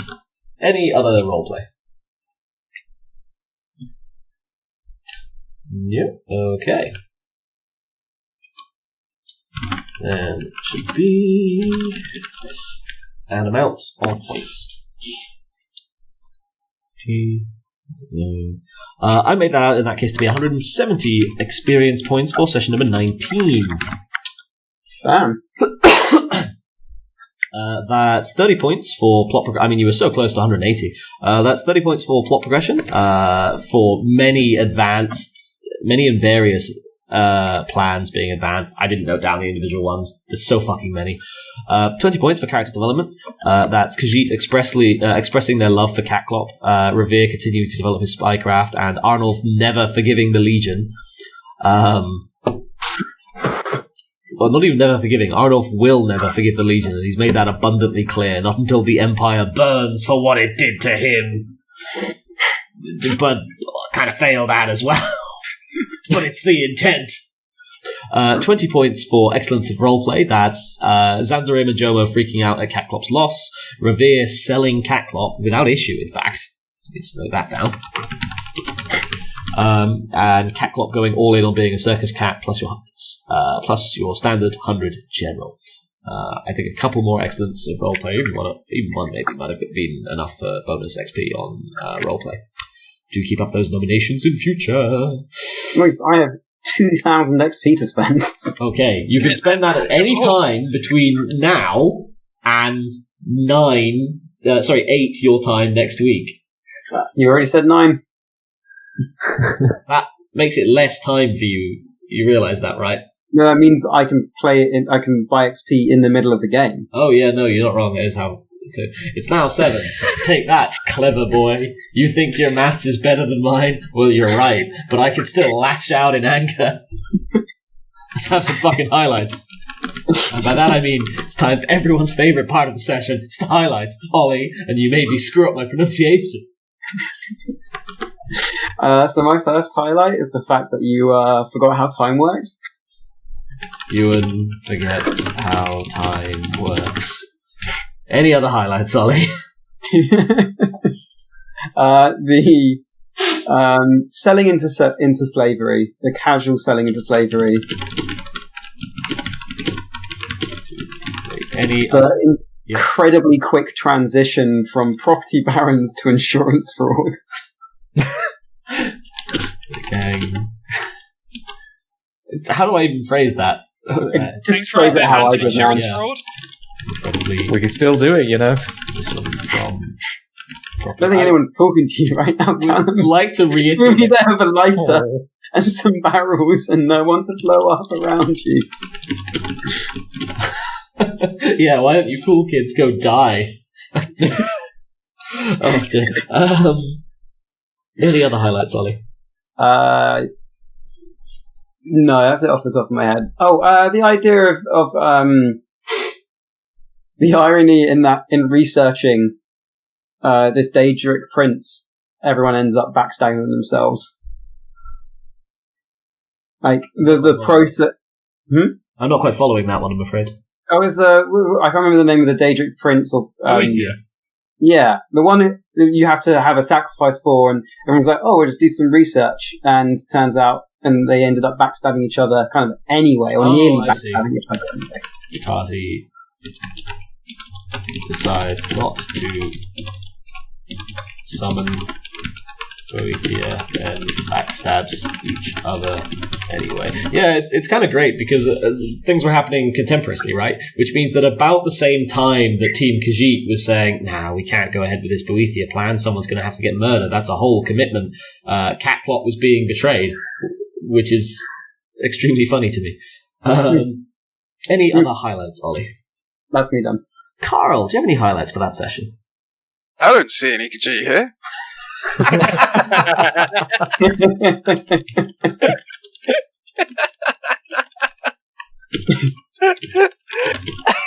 In my defense, I have none. Fucking dead. I'm so glad that it was like you were just following enough that no one thought you weren't following. Any other highlights, Carl? That's it for me, thanks. Cool. Benji, do you have any highlights for that session? If he's there. Explosion planning. It did get very elaborate, didn't it? It really did. I mean, I'm kind of glad. Like, funny as it would have been for Creed to kill himself and JoMo in one warehouse explosion. Leisure Suit Ulfric. Oh, God. What did we go with? Ulfric Stormpounds or something? It's Ulfric's... Bulfric Loincloak. Bulfric Loincloak. Yes. I think you should have called him, Bolfric Stormbulge or something like that. Stormbulge. You're not doing fucking your bulges, Ollie. It's always bulges with you. Any other highlights, Benji? No, not at the moment. I think that's everything. Cool. Young Nicholas, do you have any highlights for that session? Pure slow motion joy.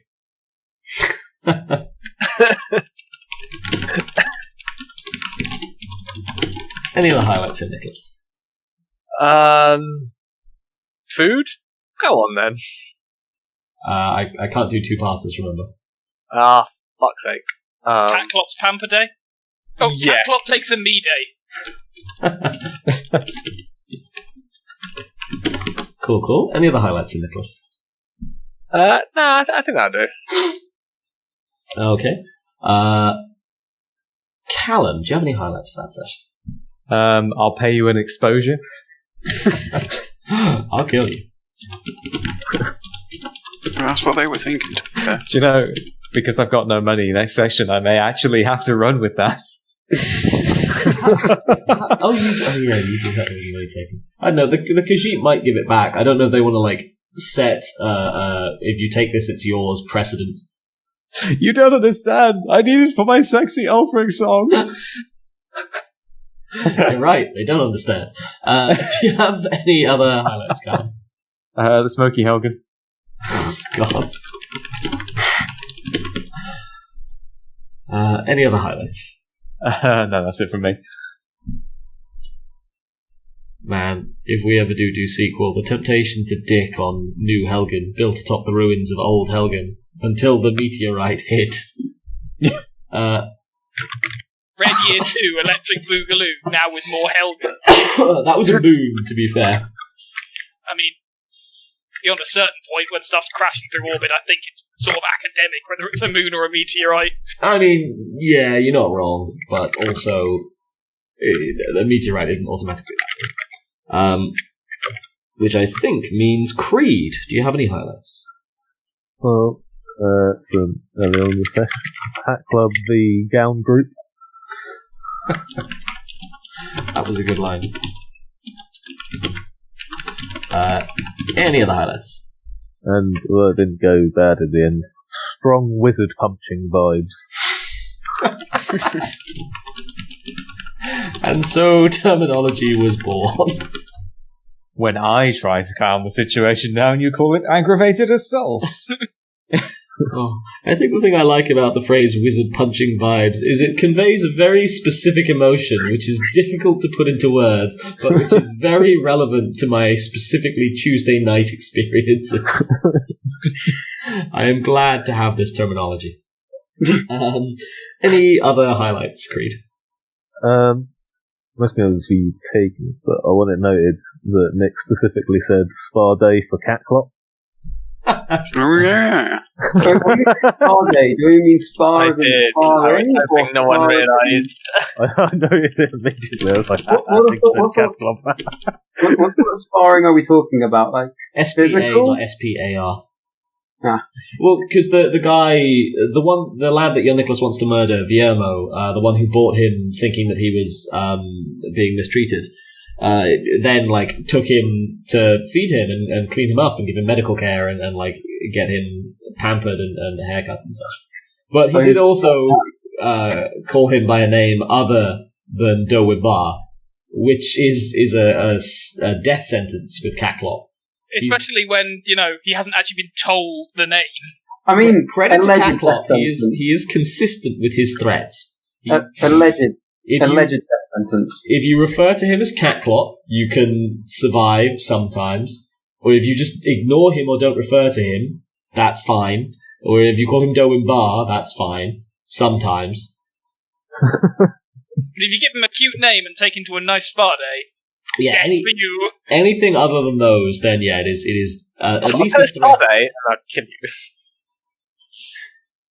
you. Any other highlights, Creed?